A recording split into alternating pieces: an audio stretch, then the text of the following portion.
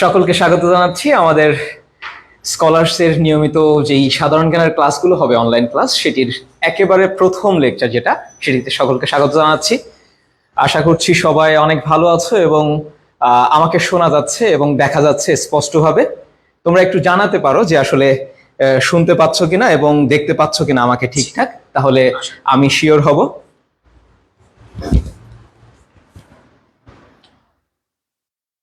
ওকে, আজকে আমরা যে বিষয়টা নিয়ে একদম প্রথম লেকচার, তোমরা অনেকেই পড়ে ফেলেছো লেকচারটা, সেটি নিয়ে আমাদের আলোচনা হবে। তোমরা দেখতেই পাচ্ছ এটি হচ্ছে বাংলাদেশ পরিচিতি, বাংলাদেশের ভূপ্রকৃতি, ছিটমহল এবং হচ্ছে বাংলাদেশের সমুদ্র অঞ্চল বা সমুদ্র বিজয় যেটা, উপকূল ও সমুদ্র সৈকত, বাংলাদেশের দ্বীপসমূহ, জলপ্রপাত, হাওর বাওর, ভৌগোলিক উপনাম এবং সাথে আমরা শেষে কিছু সাম্প্রতিক বিষয়ও পড়ব। সাম্প্রতিক বিষয় সেগুলো আমরা পড়বো। আচ্ছা, আমরা আই হোপ তোমরা সবাই দেখতে পাচ্ছ। তোমরা সবাই দেখতে পাচ্ছ কিনা বা স্পষ্ট শুনতে পাচ্ছ কিনা সেটা একটু পরীক্ষা করতে চাই। পরীক্ষাটা আমরা কোনো একটা মাধ্যমে করে ফেলবো। সেটি হচ্ছে এই যে প্রশ্নটা আছে, তোমরা সবাই প্রশ্নটার আনসার করো কমেন্ট বক্সে। কমেন্টগুলো আমি দেখবো তোমরা সঠিক উত্তর দিচ্ছ কিনা, এবং সেই সাথে সাথে আমি জেনে যাব যে সবকিছু ঠিকঠাক হচ্ছে কিনা, ঠিকঠাক তোমরা দেখতে পাচ্ছ কিনা। সবাই দ্রুত আনসার করো, তোমাদের সময় হচ্ছে 30 সেকেন্ড। প্রশ্নটা আমি পড়ে দিচ্ছি। প্রশ্ন হচ্ছে, ঢাকা বিশ্ববিদ্যালয়ের বিশেষ সমাবর্তনে বঙ্গবন্ধু শেখ মুজিবুর রহমানকে কোন ডিগ্রি দেওয়া হয়েছে? ক ডিলিট, খ ডক্টর অফ সায়েন্স, গ ডক্টর অফ ফিলোসফি, ঘ ডক্টর অফ লস। তোমরা সবাই দ্রুত আনসার করো। হ্যাঁ, অনেকে আনসার দেওয়া শুরু করেছো আমি দেখতে পাচ্ছি। মোস্তাকিম চৌধুরী সামি, তুমি লিখছো ডক্টর অফ লজ। রিমু লিখেছে ডি। আনিকা বলছে গ, তার মানে হচ্ছে ডক্টর অফ ফিলোসফি বলছে। আরো দুইজন ফরহাদ, সাকিব এবং তাসনিয়া, তোমরা দুইজনই ঘ বা ডি উত্তর দিয়েছো। বাকিরাও দ্রুত কমেন্টটা করে ফেলো, আনসারটা আমি শেষ করব তোমাদের এই সময়টা।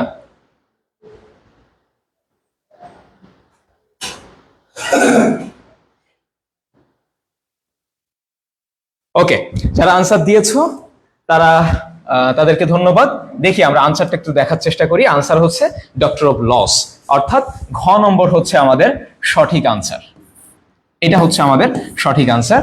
তোমরা যারা সঠিক উত্তর দিয়েছো তাদেরকে ধন্যবাদ, এবং একজন মনে হয় গ আনসার করেছো, তোমার আনসারটা ভুল হয়েছে, তুমি এটা ঠিক করে নিতে পারো। ওকে, এখন আমি বুঝতে পেরেছি তোমরা যারা কানেক্টেড আছো তোমরা সবাই দেখতে পাচ্ছ, শুনতে পাচ্ছ, সবকিছু ঠিকঠাক হচ্ছে। ওকে, আমরা তাহলে এখন আমাদের পড়ালেখার দিকে যাব, সামনের দিকে। তোমরা জানো যে আমরা শুরুতেই আমাদের বাংলাদেশ পরিচিতি অর্থাৎ বাংলাদেশ সম্পর্কে অনেকগুলো তথ্য আমরা জানার চেষ্টা করব। সেই তথ্যগুলো অধিকাংশই আমরা জানি, সেই তথ্যগুলো আমরা একটু দেখার চেষ্টা করি। আচ্ছা, কি আছে তথ্যগুলোতে? নাম্বার 1, আমরা জানি বাংলাদেশ স্বাধীন রাষ্ট্র হিসেবে আত্মপ্রকাশ করে হচ্ছে 16 ডিসেম্বর 1971 সাল, এবং এই বাংলাদেশের যে সাংবিধানিক নাম সেটি হচ্ছে গণপ্রজাতন্ত্রী বাংলাদেশ। এবং তোমরা জানো এই নামটা, এটি যে গণপ্রজাতন্ত্র, এবং এই নামটি আছে সংবিধানের 1 নং অনুচ্ছেদে, কিন্তু এটি আছে 1 নং অনুচ্ছেদ। আমি একটু লিখে দিই, 1 নং অনুচ্ছেদ। এই 1 নং অনুচ্ছেদে কিন্তু এটা দেওয়া হয়েছে। ওকে, বাংলাদেশের রাজধানী, সেই রাজধানী হচ্ছে অবশ্যই কি, সেটি হচ্ছে আমাদের ঢাকা। এবং তোমরা নিশ্চয়ই জানো যে বাণিজ্যিক রাজধানী হচ্ছে আমাদের চট্টগ্রাম। সাথে সাথে আরেকটি তথ্য আমি বলি নাই, গুরুত্বপূর্ণ একটা তথ্য, সেটি হচ্ছে এই বাংলাদেশ জাতিসংঘের 136তম সদস্য হিসাবে সদস্যপদ লাভ করে। তারপরে যেটি আছে সরকারের, এটি হচ্ছে একটি সংসদীয় সরকার, যেখানে একটি সংসদ থাকে এবং সেই সংসদে নির্বাচিত জনপ্রতিনিধি যারা আছে তারা হচ্ছে সেখানে থাকে, তাদের মাধ্যমে ল গুলো বানানো হয় বা তৈরি করা হয়। এরপরে আসি আয়তন। বাংলাদেশের আয়তন কত তোমরা জানো, 1,47,570 বর্গ কিলোমিটার। এবং বাংলাদেশের জলবায়ু যেটা রয়েছে, সেই জলবায়ু হচ্ছে ক্রান্তীয় মৌসুমী জলবায়ু। এই তথ্যগুলো আমরা বিস্তারিতভাবে পরবর্তী বিভিন্ন লেকচারে পাবো, কিন্তু তোমরা এখন বাংলাদেশ সম্পর্কে একেবারে ওভারঅল একটা ধারণা রাখার জন্য এই তথ্যগুলো জেনে রাখতে পারো। ওকে, স্বাধীনতা দিবস সেটি হচ্ছে 26শে মার্চ। সাথে সাথে যেটি মনে রাখতে হবে সেটি হচ্ছে এটি আমাদের জাতীয় দিবস, এই তথ্যটা আমাদেরকে মনে রাখতে হবে। ওকে, আইনসভার নামটা কি? আমাদের আইনসভার নাম হচ্ছে জাতীয় সংসদ বা ন্যাশনাল অ্যাসেম্বলি, এটা হচ্ছে আমাদের আইনসভার নাম। ওকে, ডান। এখন আমরা যেটাতে যাব সেটি হচ্ছে আরো কিছু তথ্য আমাদেরকে একটু জানতে হবে। সেটা হচ্ছে এই যে এটি হচ্ছে সোনালী আঁশের দেশ, এটি নীরব খনির দেশ, ভাটির দেশ এবং অন্যতম জনবহুল দেশ। আর সাথে সাথে এটাকে বলা হয় পৃথিবীর বৃহত্তম বদ্বীপ। নিশ্চয়ই তোমরা এই তথ্যগুলো জানো। যদি কনফিউশন থাকে সেই কনফিউশন গুলো তোমরা একে একে দূর করে নিতে পারো। ওকে, এবং আমাদের এখানে সংবিধানের আসন আছে কতটি? 350টি। এই 350টির তোমরা জানো যে 300টি আসন হচ্ছে নির্বাচন হয় এবং বাকি যে 50টি সেটি হচ্ছে আমাদের সংরক্ষিত আসন। সংরক্ষিত আসন, এইটি হচ্ছে ছিল আমাদের বাংলাদেশ সম্পর্কে যে প্রাথমিক আলোচনা সেটি। এখন আমাদের একটা গুরুত্বপূর্ণ বিষয় সম্পর্কে একটু জানতে হবে যে বাংলাদেশ আয়তনে এবং জনসংখ্যায় বাংলাদেশের অবস্থান পৃথিবীতে কততম। এইখান থেকে বিভিন্ন ভাবে কোশ্চেন আসে, কখনো কোশ্চেন আসে পৃথিবীতে কত, কখনো এশিয়ায় কত, এই ধরনের বিভিন্ন কোশ্চেন কিন্তু আসে। সেই বিষয়গুলো আমরা একটু জানার চেষ্টা করব। নাম্বার 1 সেটা হচ্ছে, আমি একটু এটা সরিয়ে দেই, সেটা হচ্ছে আয়তনে বিশ্বে বাংলাদেশের অবস্থান কত? বিশ্বে বাংলাদেশের অবস্থানটি হচ্ছে 94তম। 94তম হচ্ছে আয়তনে বিশ্বে বাংলাদেশের অবস্থান। এই তথ্যটা খুব ভালো করে তোমরা মনে রাখবা, কারণ হচ্ছে এই প্রশ্নটা প্রায়শ আসতে দেখা যায়। এবং সাথে সাথে আরো একটা সাবধানতা যে তোমরা অনেকগুলো জরিপে বিভিন্ন ধরনের তথ্য পাবা। কোনোটাই পাবা হচ্ছে 89তম, কোনোটাই পাবা 90তম, কোনোটাতে আবার 92তম আছে। কিন্তু এই সব তথ্যগুলোই বিভিন্ন জরিপে বা ওই প্রতিষ্ঠানের দৃষ্টিতে ঠিক আছে, বাট সবচেয়ে গ্রহণযোগ্য যে আনসার সেটি হচ্ছে আমাদের 94তম। অর্থাৎ আয়তনে বিশ্বে বাংলাদেশ হচ্ছে 94তম। এখন আসি হচ্ছে আমাদের পরবর্তী যেই 3টা তথ্য আমাদেরকে জানতে হবে সেটা ওকে। নাম্বার 1, জনসংখ্যায় বিশ্বে বাংলাদেশের অবস্থান কত? এটা হচ্ছে জনসংখ্যায়। এতক্ষণ দেখেছি আমরা আয়তনে, জনসংখ্যায় বিশ্বে অবস্থান হচ্ছে 8ম এবং জনসংখ্যায় মুসলিম বিশ্বে এই অবস্থানটা হচ্ছে আমাদের 4র্থ। এবং জনসংখ্যায় এশিয়ায় যদি অবস্থান বলা হয়, এশিয়ার যে দেশগুলো আছে 44টি দেশ, আমরা জানি এশিয়ায় 44টি স্বাধীন দেশ আছে, 44টি।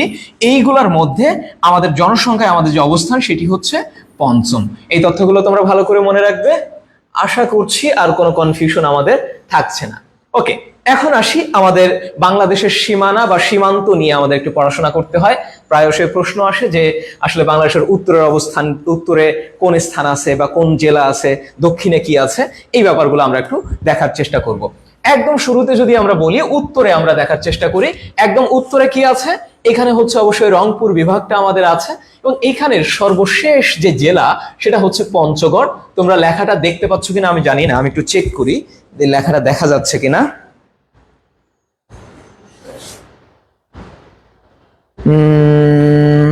হ্যাঁ, লেখাটা আই হোপ দেখা যাচ্ছে। যদি কোনো লেখা দেখতে অসুবিধা হয় তাহলে তোমরা আমাকে জানাইতে পারো, আমি সাথে সাথে সেই লেখাটা আবার লিখে দিব, কোনো সমস্যা নাই। ওকে, তাহলে আমরা শুরুতে কি পাইলাম যে একদম উত্তরে যেটা আমরা জানি যে কোনো মানচিত্রের উপরের দিকটা হয় উত্তর, নিচের দিকটা হয় হচ্ছে দক্ষিণ। এখানে দেওয়া আছে সাউথ, এটা হচ্ছে নর্থ, এবং এইটা হয় হচ্ছে ইস্ট বা হচ্ছে পূর্ব দিক, এবং এই পাশটা হয় হচ্ছে আমাদের পশ্চিম দিক, সেটা আমরা জানি। এখন সবার পূর্বে আমাদের যে জেলাটা আছে সেটা হচ্ছে পঞ্চগড়, এবং উপজেলা যেটা সেটা হচ্ছে তেঁতুলিয়া, এবং সর্বশেষ যে স্থানটা আছে সেটা হচ্ছে আমাদের বাংলা বান্দা। এটা হচ্ছে সর্বশেষ স্থান। কোন দিককার স্থান? উত্তরে, সর্ব উত্তরের স্থান হচ্ছে এটা। এখন আমরা একটু সর্বপূর্বের স্থান দেখার চেষ্টা করব। সর্বপূর্বে সিলেটের এই স্থানটা দেখে মনে হতে পারে এটা বোধহয় সবার পূর্বে, কিন্তু এটা আসলে সবার পূর্বে না। সবার পূর্বে হচ্ছে আমাদের এই বান্দরবন জেলা হচ্ছে সবার পূর্বে অবস্থিত, এবং এইখানের যে উপজেলাটা আছে তার নাম হচ্ছে থানচি, এবং যে স্থানটা আছে সেটা হচ্ছে আখাইন ঠং। নামটা বড়, আমি একবার একটু লিখে দিচ্ছি, আখাইন ঠং। এটা হচ্ছে পূর্বের স্থান, এবং উপজেলা হচ্ছে থানচি, জেলা হচ্ছে বান্দরবন। ক্লিয়ার কিনা? মাঝে মধ্যে তোমরা একটু, যেহেতু অনলাইন সরাসরি ফিডব্যাক আমি সবসময় নেই, বুঝতেছো কিনা সেই ফিডব্যাকটা নিতে পারছি না। তোমরা কমেন্টে একটু ফিডব্যাক দিতে পারো যে আসলে বুঝতে পারতেছো কিনা বা সব ঠিকঠাক হচ্ছে কিনা, এটা তোমরা জানাইতে পারো। ওকে, এখন আসবো আমরা সর্বপশ্চিমে কি আছে। সবার পশ্চিমে যে জেলাটা আছে সেই জেলাটার নাম হচ্ছে কি? চাঁপাইনবাবগঞ্জ, যেখানে আম অনেক ভালো হয়, তাই না? ওকে, এবং এইখানের উপজেলার নাম হচ্ছে শিবগঞ্জ, এবং স্থান যেটা সেটা হচ্ছে মনাকষা। সেটাকে বলা হয় কি? মনাকশা। মনাকশা এটা হচ্ছে সর্বপশ্চিমের স্থান। এখন যাই সর্বপূর্বের সর্বদক্ষিণের স্থান কি। প্রথমত যদি একদম সবার দক্ষিণে আমরা দেখতে যাই তাহলে এখানে কি আছে? এখানে আছে হচ্ছে বব, তাই না? মনে আছে বব মানে কি? বে অফ বেঙ্গল। বে অফ বেঙ্গল অর্থাৎ আমাদের বঙ্গোপসাগর হচ্ছে সবার দক্ষিণে অবস্থিত, দক্ষিণ দিকটায়। কিন্তু স্থান হিসাবে সবার দক্ষিণ যদি আমরা দেখি তাহলে এই যে স্থানটা এটা হচ্ছে সবার দক্ষিণে অবস্থিত। সেই দক্ষিণের জেলাটা কি? জেলা হচ্ছে অবশ্যই কক্সবাজার, যেখানে আমরা ঘুরতে যাই। তোমরা এই ফাঁকে আমি শেষ করার আগে বলতে পারো কে কে কক্সবাজার ঘুরতে গেছো আর কে কে যাও নাই, এটা জানাইতে পারো।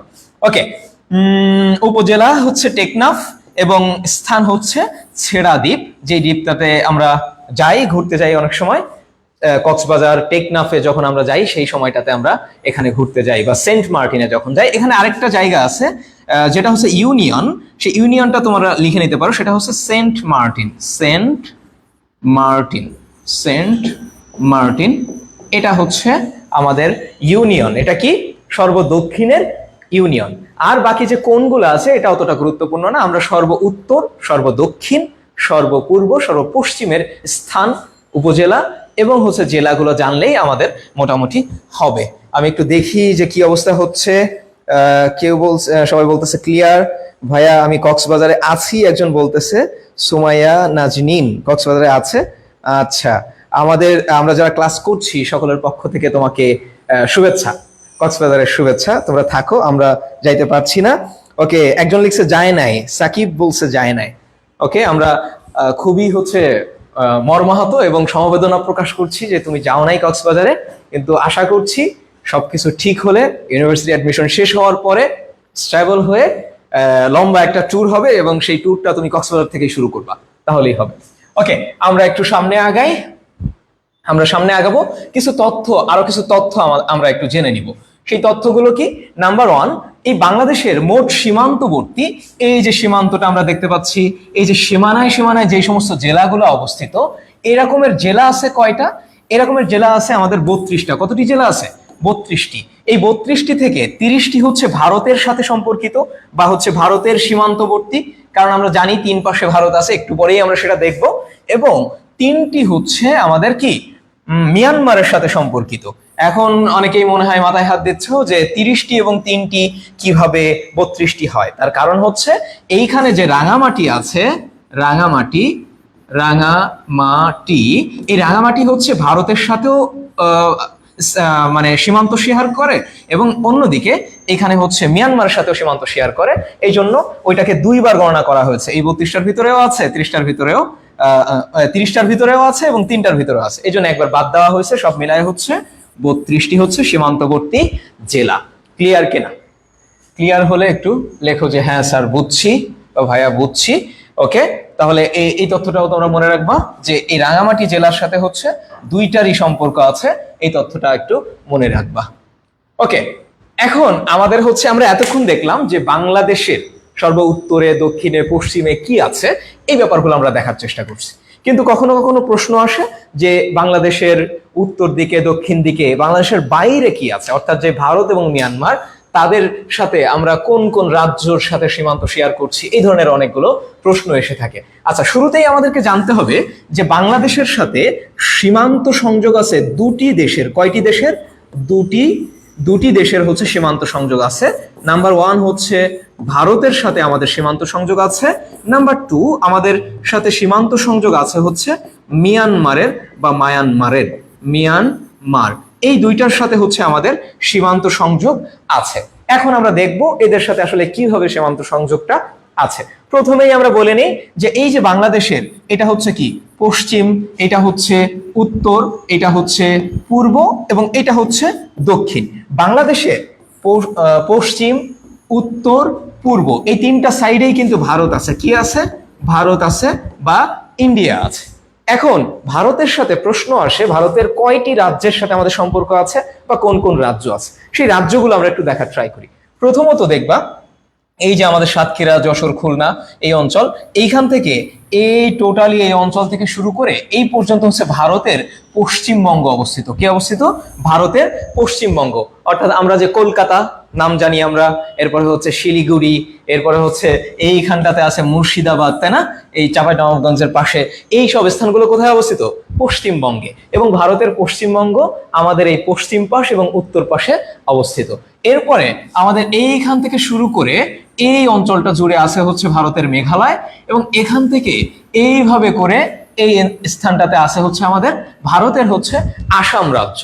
তারপরে এইখানটাতে আছে হচ্ছে ত্রিপুরা, এই যে ত্রিপুরা, এই যে দেখো কুমিল্লা, এই কুমিল্লার পূর্ব নাম কিন্তু ত্রিপুরা। তার কারণ কি? কারণ সে একসময় এই ত্রিপুরা রাজ্যেরই অংশ ছিল। ওকে, এখন আসি এরপরে কি আছে, এরপরে হচ্ছে এই যে এইভাবে এই অংশটা হচ্ছে আমাদের মিজোরাম রাজ্য ভারতের। তাহলে আমরা একটু গণনা করি, পশ্চিমবঙ্গ, মেঘালয়, আসাম, ত্রিপুরা, মিজোরাম, মোট 5টি রাজ্যের সাথে সম্পর্ক আছে। কয়টি রাজ্য?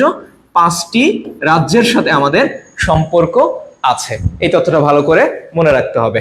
ওকে, যদি প্রশ্ন আসে বাংলাদেশের উত্তরে কি আছে, তোমরা একটু দেখে দেখে আনসার দাও তো। উত্তরে কোন কোন রাজ্য আছে একটু বলো। উত্তরে কোন কোন রাজ্য আছে? বাংলাদেশের উত্তরে ভারতের কোন কোন রাজ্য আছে? একটু একটু কমেন্ট করো, এক দুজনের কমেন্ট দেখবো আমি। উত্তরে কোন কোন রাজ্য আছে?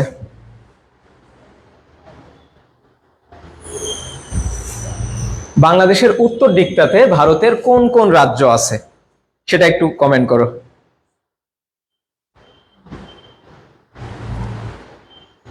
ওকে, হাসনাত হোসেন লিখছে পশ্চিমবঙ্গ, আসাম, মেঘালয়।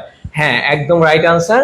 পশ্চিমবঙ্গ আছে, আসামও আছে, আবার মেঘালয়ও আছে। ওকে, তাহলে আমরা একটু সামনের দিকে যাব। আমরা আই হোপ ভারতের সাথে কি কি সম্পর্ক আছে এই ব্যাপারটা আমরা বুঝে গেছি। এখন আমরা একটু আগে যাই। এই যে বাংলাদেশ, এই দিকটাতে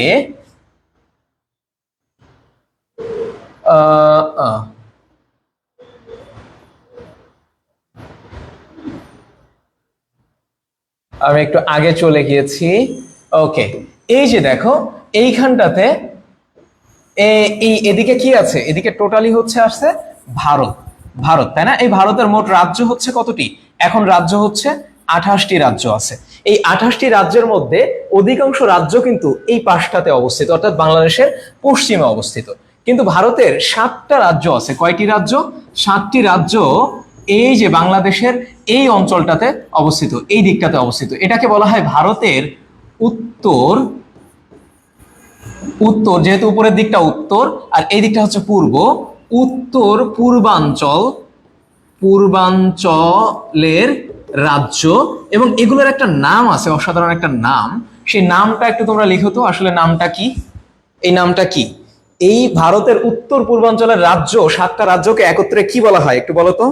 উত্তর পূর্বাঞ্চলের রাজ্যগুলোকে একত্রে কি বলা হয়?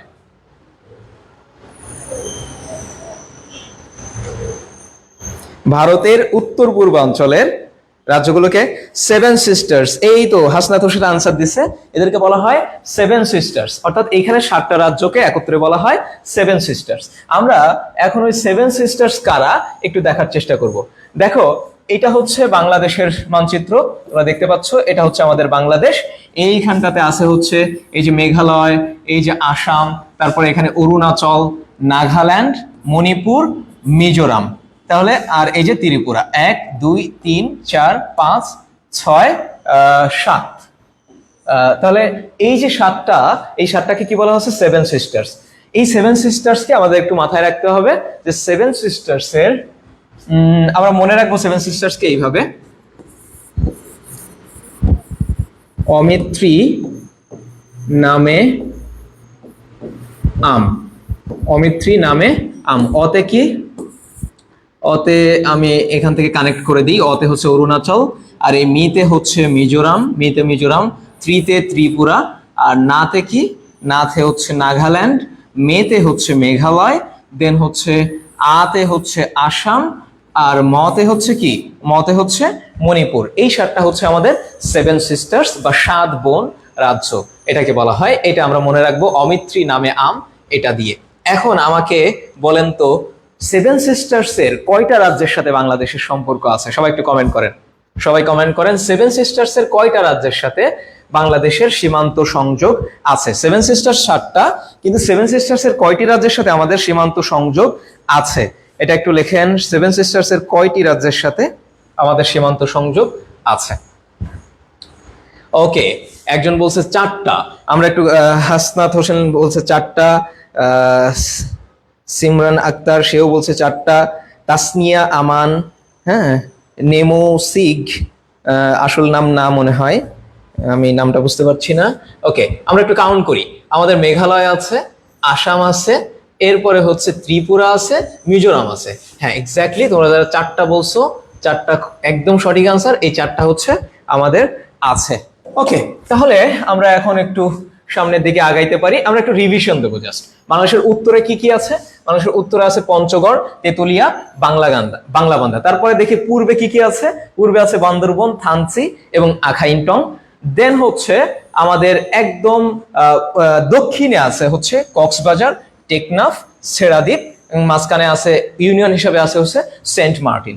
ওকে, তারপরে কি আছে? আমাদের পশ্চিমে আছে চাঁপাইনবাবগঞ্জ, শিবগঞ্জ এবং মনাকষা। আর একেবারে দক্ষিণে আছে হচ্ছে আমাদের বঙ্গোপসাগর। ওকে, এটা হচ্ছে আমাদের বঙ্গোপসাগর আছে। দেন আমরা একটা কুইজে যাব। সবাই একটু দ্রুত আনসার করো, কুইজে দ্রুত আনসার করো। টেকনাফ ও তেতুলিয়া কোন দুটি জেলায় অবস্থিত? সবাই একটু আনসারটা লেখো। কোন দুটি, টেকনাফ ও তেতুলিয়া কোন দুটি জেলায় অবস্থিত? দ্রুত আনসার করো।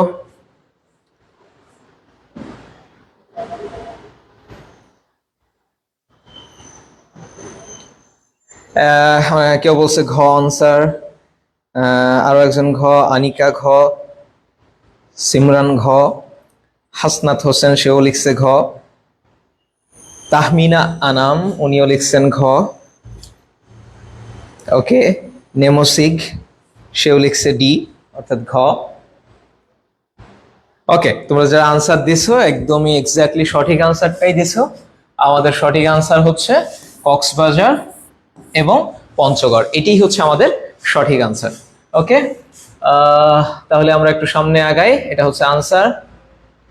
ওকে ওকে ওকে, এবার আমরা একটু রাজ্যগুলোর একটা, ভারতের যে সমস্ত রাজ্যগুলো আমাদের সাথে সম্পর্ক আছে সেটার একটা রিভিশন দিয়ে ফেলি। প্রথমত দেখি আমাদের পশ্চিমে কি আছে। পশ্চিমে আছে হচ্ছে পশ্চিমবঙ্গ এবং উত্তরে কি আছে? উত্তরে আছে পশ্চিমবঙ্গ, মেঘালয় এবং আসাম। পূর্বে কি আছে? আসাম, ত্রিপুরা এবং মিজোরাম। এবং দক্ষিণে কি আছে? দক্ষিণে আছে হচ্ছে বঙ্গোপসাগর, সেটা তো আমরা আগেও দেখেছি। ওকে, ডান। তাহলে আমরা আর ওদিকে আছে হচ্ছে মিয়ানমার। ওকে, মিয়ানমারের 2টা রাজ্যের সাথে আমাদের সম্পর্ক আছে, সেটা আমরা একটু দেখে ফেলি। মিয়ানমারের একটা রাজ্য হচ্ছে আমার রাখাইন প্রদেশ, রাখাইন প্রদেশ। আর নাম্বার 2 হচ্ছে আমার চীন প্রদেশ। এটা কিন্তু চীন দেশ না, চীন নামে একটা প্রদেশ আছে এই মিয়ানমারে, সেটা। এই 2টা রাজ্যের সাথে আমাদের সম্পর্ক আছে বা সীমান্ত সংযোগ আছে। আই হোপ ক্লিয়ার হয়েছে। এখন এখন আমরা একটু সামনে আগাবো। ওকে, এখন তোমাদের জন্য আরো একটা কুইজ, যেহেতু আমরা অন্য টপিকে যাব। আর একটা কুইজ তোমাদের জন্য। ভারতীয় কোন রাজ্যের সাথে বাংলাদেশের সীমান্ত নেই? ভারতীয় কোন রাজ্যের সাথে বাংলাদেশের সীমান্ত নেই? ওকে, আগেরটা সিফাত ভুইয়া মনে হয় আগেরটার আনসার দিছে ঘ। আনিকা লিখছে ঘ, এটার আনসার ঘ, সেটা বলতে যাচ্ছে। দেখি সবাই আনসার দিক। হাসনাত হোসেন, তাহমিনা আনাম, সিমরান। হ্যাঁ, সবাই সঠিক আনসার দিচ্ছ, সবাই সঠিক আনসার দিচ্ছ। এটা হচ্ছে আমাদের সঠিক আনসার। সঠিক আনসার কোনটা? এই যে আমাদের নাগাল্যান্ড হচ্ছে সঠিক আনসার।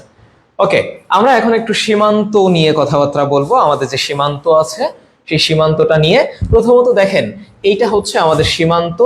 মোট প্রথমে বলা হচ্ছে মোট সীমারেখাটা একটু আমরা দেখি। মোট সীমারেখা, মোট সীমারেখা মানে কি?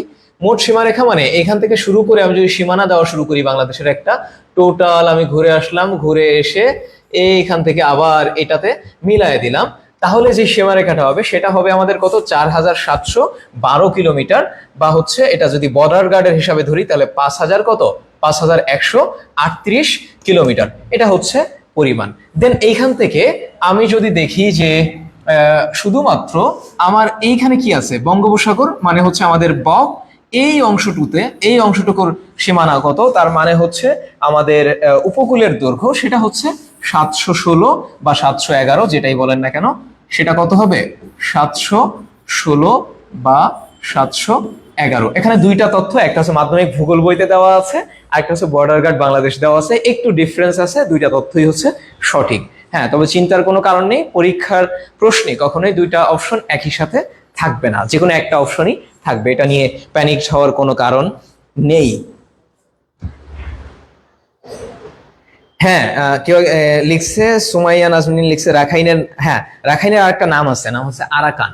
রাখাইনের আরেকটা নাম হচ্ছে আরাকান রাজ্য, এখন রাখাইন বলা হয়, পূর্বে এটার নাম ছিল হচ্ছে আরাকান।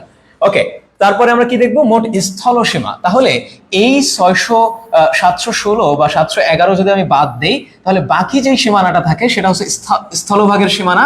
এই স্থলভাগের সীমাটা কত আমাদের? স্থলভাগের সীমা হচ্ছে 3995 কিলোমিটার, বা আমরা বলতে পারি 4427 কিলোমিটার।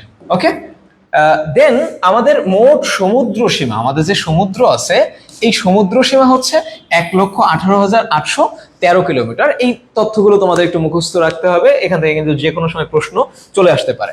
এখন দেখি, আমরা দেখছিলাম দুইটা দেশের সাথে আমাদের সম্পর্ক আছে, ভারত এবং মিয়ানমার। তাহলে ভারতের সাথে কতটুকু সীমানা আমরা শেয়ার করি? ভারতের সাথে শেয়ার করি হচ্ছে 3,715 কিলোমিটার। পক্ষান্তরে আমরা মিয়ানমারের সাথে শেয়ার করি অনলি 280 কিলোমিটার বা 271 কিলোমিটার। যেটা বলি সেটাই হচ্ছে আমাদের সঠিক। ওকে, সীমানা নিয়ে আমাদের মনে হয় আলোচনাটা শেষ, তোমরা বুঝতে পারছো, বোঝার কথা। এখন এই কয়েকটা সীমান্তরক্ষী বাহিনী আছে, যেই বাংলাদেশের সীমান্তরক্ষী বাহিনী আমরা জানি, সাথে ভারতের সাথে আমাদের যেহেতু সীমানা আছে এবং মিয়ানমারের সাথে আমাদের সীমানা আছে, এই জন্য এই দুইটারও সীমান্ত রক্ষী যে বাহিনী সেটা আমরা একটু জানবো। বাংলাদেশেরটা আমরা জানি বর্ডার গার্ড বাংলাদেশ, যেটাকে আমরা বলি বিজিবি। এটা ইস কেমনে হইলো, বিজিবি, বর্ডার গার্ড বাংলাদেশ। এবং এটার একটা পূর্ব নাম ছিল, এই নামটা তোমরা একটু জেনে রাখবা, বিডিআর, অর্থাৎ বাংলাদেশ রাইফেলস, এটা ছিল পূর্ব নাম। এবং ভারতের একটা নাম হচ্ছে বর্ডার সিকিউরিটি ফোর্স, যেটাকে আমরা বিএসএফ নামে চিনি। মাঝে মধ্যেই তারা নিউজে থাকে, গুলি করে দেয়, সো এটা আমরা জানি প্রায়। আচ্ছা, মিয়ানমারের বর্ডার সিকিউরিটি ফোর্স যেটা, সেটার নাম হচ্ছে বর্ডার গার্ড পুলিশ, বিজিপি। খেয়াল রাখবা, এটার সাথে কনফিউশন করার কোনো দরকার নাই। একটা হচ্ছে বিজিবি বাংলাদেশের, আর বিজিপি এটা হচ্ছে বর্ডার গার্ড পুলিশ। এটার একটা পূর্ব নাম ছিল, এটা কিন্তু পূর্বে পরীক্ষায় আসছে, সেটা হচ্ছে নাসাকা। এটা হচ্ছে মিয়ানমারের যেই সীমান্তরক্ষী বাহিনী, তাদের পূর্ব নাম হচ্ছে নাসাকা। ওকে, এটা হচ্ছে সীমান্তরক্ষী বাহিনী। এখন আরো কয়েকটা তথ্য আমাদের একটু করে জানতে হবে সেটা বাংলাদেশ সম্পর্কে। প্রথমত, বাংলাদেশ কোন অক্ষাংশে বা দ্রাঘিমাংশে অবস্থিত?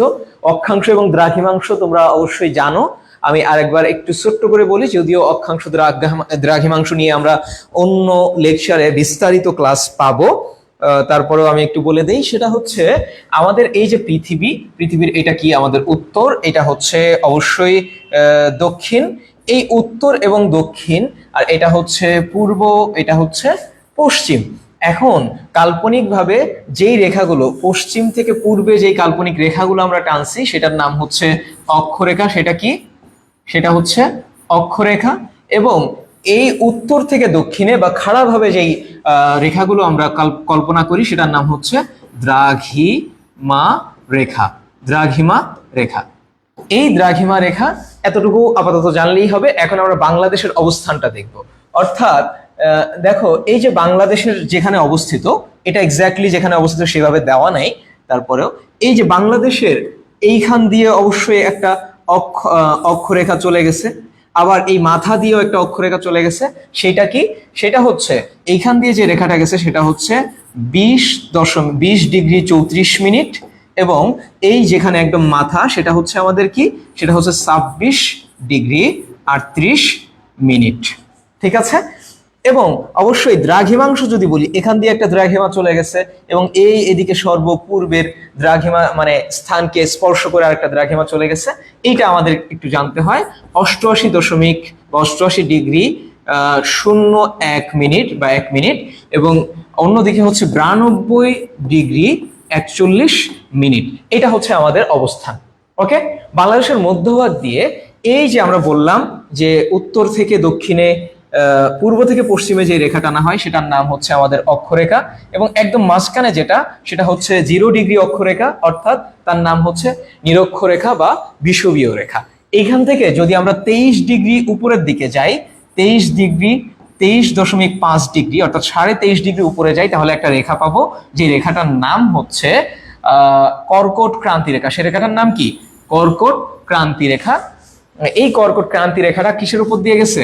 বাংলাদেশের উপর দিয়ে চলে গেছে। এবং বাংলাদেশের উপর দিয়ে আরো একটা দ্রাঘিমা রেখা গেছে, যেটা এইরকম জায়গা দিয়ে এই দুইটা চলে গেছে। এটা হচ্ছে 90 ডিগ্রি দ্রাঘিমা রেখা। এই দুইটা সেট করছে কোথায়?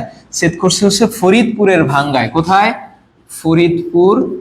ফরিদপুর এর একটা জায়গা, তার নাম হচ্ছে ভাঙ্গা। সেইখানটাতে হচ্ছে এই দুইটা জায়গা, এই দুইটা সেট করছে। এই জন্য এইখানটাতে একটা বঙ্গবন্ধু মান মন্দির নির্মাণ করা হচ্ছে।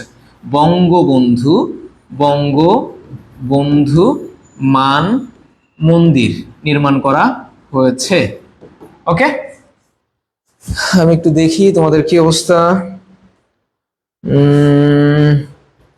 ওকে, এবং সাথে আমরা আর কি পাবো? আমরা আমাদের যে গ্রিনিচ মান সময়ের, সেটা তো আমরা জানি GMT+6, অর্থাৎ গ্রিনউইচ মান মন্দির যেটা, সেইটা থেকে আমরা 6 ঘন্টা এগিয়ে, কারণ আমরা হচ্ছে এই ডান পাশটাতে অবস্থিত। যদি বাইরে হতাম আমরা, তাহলে অবশ্যই 6 ঘন্টা পিছিয়ে থাকতো। মন্দির হবে, ওটা শীটে বানানটা ভুল আছে। মন্দির, মান মন্দির, গ্রিনিচ, এটা হচ্ছে বঙ্গবন্ধু মান মন্দির হবে। শীটে বানানটা একটু ভুল আছে, মানে রয়ের জায়গায় ও দিয়ে ফেলছে টাইপিং এ। ঠিক আছে, ওকে, আই হোপ এ পর্যন্ত আমরা বুঝে ফেলছি। আমরা এখন যেটা করব সেটা হচ্ছে আমরা একটু বাংলাদেশের ভূ প্রকৃতি নিয়ে কথাবার্তা বলবো। বাংলাদেশের ভূ প্রকৃতিটা কেমন, কয় ধরনের বাংলাদেশের ভূ প্রকৃতি আছে, সেটা নিয়ে আমরা একটু কথা বলবো। ওকে, আমরা জানি বাংলাদেশের ভূ প্রকৃতি আচ্ছা কয় ধরনের, তোমরা একটু লেখো তো, কয় ধরনের ভূ প্রকৃতি আছে বাংলাদেশের? কয় ধরনের মাটি পাওয়া যায়, বা ভূ প্রকৃতি কত ধরনের, একটু লেখো। হ্যাঁ, ওটা ভুল আছে, লেকচার শিটে মন্দিও লেখা আছে, এটা ভুল আছে। ওটা হবে হচ্ছে মন্দির। মন্দিও বলতে কোনো ব্যাপার এখানে নাই। ঠিক আছে, হ্যাঁ বললাম তো ভুল আছে। এখন তোমরা একটু লেখো যে বাংলাদেশের ভূ প্রকৃতি কত ধরনের, কত ধরনের ভূ প্রকৃতি। আমরা পড়বো কি? ভূ প্রকৃতি। ভূ প্রকৃতি কত ধরনের সেটা একটু লিখো। তোমরা কেউ কেউ লিখছো 3। আচ্ছা, সুমাইয়া নাজনীন লিখছে 3 ধরনের ভূ প্রকৃতি। হ্যাঁ, এই 3 ধরনের ভূ প্রকৃতি আমরা একটু দেখে আসি, দেখি কোন কোন ধরনের ভূ প্রকৃতি। প্রথমত আমাদের একটা ধরনের ভূ প্রকৃতি, সেটা হচ্ছে টারশিয়ারি যুগের পাহাড় সমূহ। টারশিয়ারি যুগের পাহাড় সমূহ, এটা হচ্ছে আমাদের প্রথম প্রকৃতি। অর্থাৎ সবার আগে এই ভূমিটা গঠন লাভ করে, যেটা অনেক অনেক বছর আগে এই ভূমিটা গঠন লাভ করে। এবং সেই অঞ্চলটা কি কি? প্রথমত হচ্ছে এই যে পার্বত্য যে অঞ্চলটা রয়েছে আমাদের, এখানে কি সব পাহাড় না? এই পাহাড়ি অঞ্চলটা, এবং আমরা এইখানটাতেও আরো কিছু পাহাড় পাবো, এই অঞ্চলটাতে কিছু পাহাড় পাবো। ঠিক আছে, এই অঞ্চল, আবার এইখানেও কিছু পাহাড় আছে। এইখানে এই যে ময়মনসিংহের এখানে গারো পাহাড় আছে, এরপরে হচ্ছে শেরপুরে কয়েকটা পাহাড় আছে। এই 3টা জায়গা মিলে হচ্ছে এখানে আমাদের পার্বত্য চট্টগ্রাম, সিলেট এবং ময়মনসিংহ নেত্রকোনা, এই অঞ্চলটাতে আমাদের কি আছে? টারশিয়ারি যুগের পাহাড় সমূহ পাওয়া যায়, বা এইখানের ভূমি গঠনটা হচ্ছে টারশিয়ারি যুগে গঠন লাভ করছে। পরীক্ষায় প্রশ্ন আসে, নিচের কোন অঞ্চলটি টারশিয়ারি যুগের ভূমি গঠন লাভ করেছিল বা টারশিয়ারি যুগের অন্তর্ভুক্ত? তখন আনসার করতে হবে এই 3টার জায়গার যে স্থানগুলো, যেই অপশনে আমরা পাবো, সেটা হচ্ছে আমরা আনসার করব। ঠিক আছে, ওকে। তারপরে আসি, আমাদের হচ্ছে আরেকটা ভূমিরূপ আছে, সেটার নাম হচ্ছে প্লাইস্টোসিন যুগের সোপান সমূহ। প্লাইস্টোসিন যুগের, প্লাইস্টোসিন যুগের সোপান, প্লাইস্টোসিন যুগের সোপান, এটা হচ্ছে আমাদের দ্বিতীয় ভূমিরূপ। এবং এটা কোথায় কোথায় আছে? প্রথমত এইখানে যেটা আছে বরেন্দ্র ভূমি, সেই বরেন্দ্র ভূমিটা হচ্ছে আমাদের এটার অন্তর্ভুক্ত। এরপরে আমরা এই বাংলাদেশের মধ্যাঞ্চলে আমরা 2টা জায়গা পাবো, একটা হচ্ছে মধুপুর আর একটা হচ্ছে ভাওয়ালগড়। মধুপুর এবং ভাওয়ালগড়, এই যে মধুপুর এবং ভাওয়ালগড়, এই দুটা হচ্ছে এইখানটাতে অবস্থিত। এবং এইখানে যে কুমিল্লায় একটা পাহাড় আছে তার নাম লালমাই পাহাড়, এই লালমাই পাহাড়টাও কি আমাদের প্লাইস্টোসিন যুগের পাহাড় সমূহের সোপান সমূহের অন্তর্ভুক্ত। তাহলে যদি প্রশ্ন আসে যে কুমিল্লার লালমাই পাহাড় কোন ধরনের ভূপ্রকৃতি, তখন তুমি আবার টারশিয়ারি যুগ আনসার করে ফেলো না, আনসার হবে হচ্ছে প্লাইস্টোসিন যুগের সোপান সমূহ। যেহেতু কুমিল্লার লালমাই পাহাড়, এখানে টারশিয়ারি যুগের পাহাড়, তুমি কনফিউজড হইতেই পারো, সুতরাং কনফিউজড হওয়া যাবে না।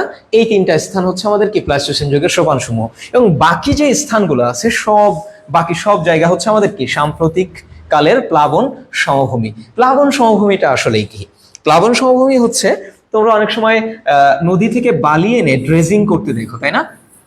এইভাবে করে পানি আসে, এসে আস্তে আস্তে ভরাট লাভ করে, বালি আস্তে আস্তে ভরতে ভরতে এই জায়গাটা ভরাট হয়ে যায়, তাই না? এইটা যখন স্রোতের মাধ্যমে, নদীর স্রোতের মাধ্যমে পলি, মাটি, বালি জমে জমে যদি কোনো এলাকা গঠন লাভ করে, তখন সেটাকে বলা হয় প্লাবন সমভূমি। সেটাকে কি বলা হয়? প্লাবন সমভূমি বলা হয়। এবং বাংলাদেশের বাকি অঞ্চলগুলো ঠিক এভাবেই গঠন লাভ করছে, এই জন্য এটাকে বলা হয় প্লাবন সমভূমি। এবং এই হিউজ শতাংশ প্লাবন সমভূমি থাকার কারণে এটাকে বলা হয় বদ্বীপ। কি বলা হয়? বদ্বীপ। কারণ এইভাবে প্লাবন সমভূমি যেগুলো, সেগুলোকে বদ্বীপ বলা হয়। বা নদীর পানির স্রোত থেকে ঢেউয়ের মাধ্যমে পলি, বালি, মাটি জমে জমে যে অঞ্চলটা লাভ করে, গঠন লাভ করে, সেটাকে আমরা সাধারণত বদ্বীপ বলে থাকি। বয়ের মতো দেখতে, এই কারণে ব। এই অ্যাজাম্পশনটা সরাসরি মানে একাডেমিক ওয়েতে এটা সত্য না, যদিও বয়ের মতো দেখতে যদি আপনি কল্পনা করেন তাহলে হতেই পারে, কিন্তু এটা আসল ব্যাখ্যা না। আসল ব্যাখ্যা হচ্ছে এই সাম্প্রতিক কালের প্লাবন সমভূমি। আচ্ছা, এই সাম্প্রতিক কালের প্লাবন সমভূমি আমাদের দেখো কত কত শতাংশ আছে। 80% হচ্ছে সাম্প্রতিক কালের প্লাবন সমভূমি, তার মানে অধিকাংশ ভূমি হচ্ছে এটা দ্বারা গঠিত। এরপরে 8% হচ্ছে প্লাইস্টোসিন যুগের সোপান, এবং টারশিয়ারি যুগের পাহাড় যেটা, সেটা হচ্ছে অনলি 12%। ওকে,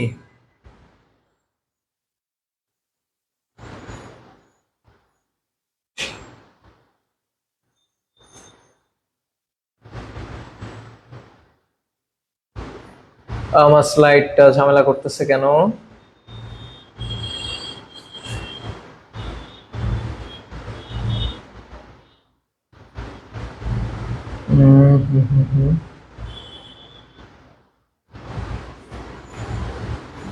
দুঃখিত, আমি এখন একটা ফিক্স করার ট্রাই করি।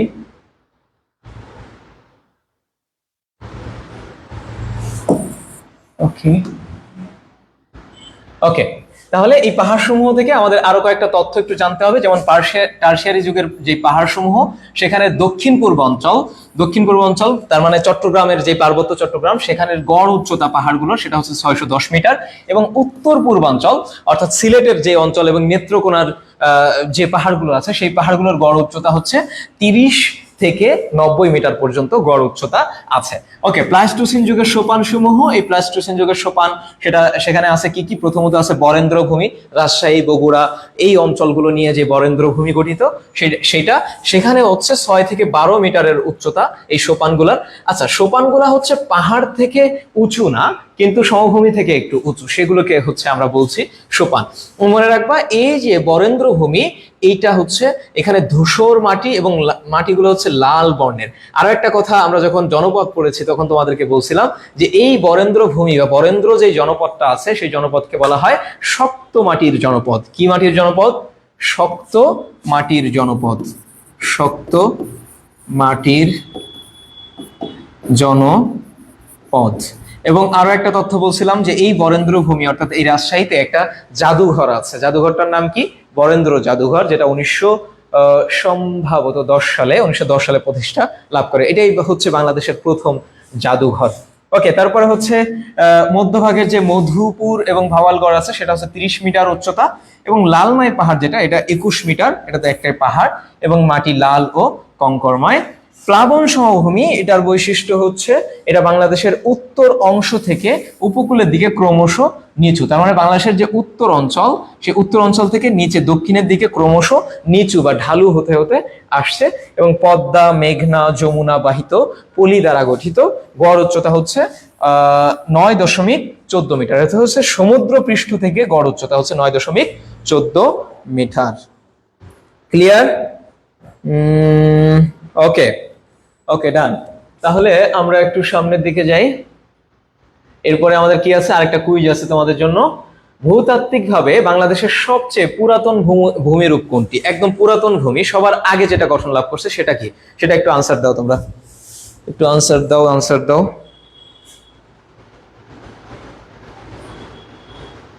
আমি আনসার গুলো দেখি।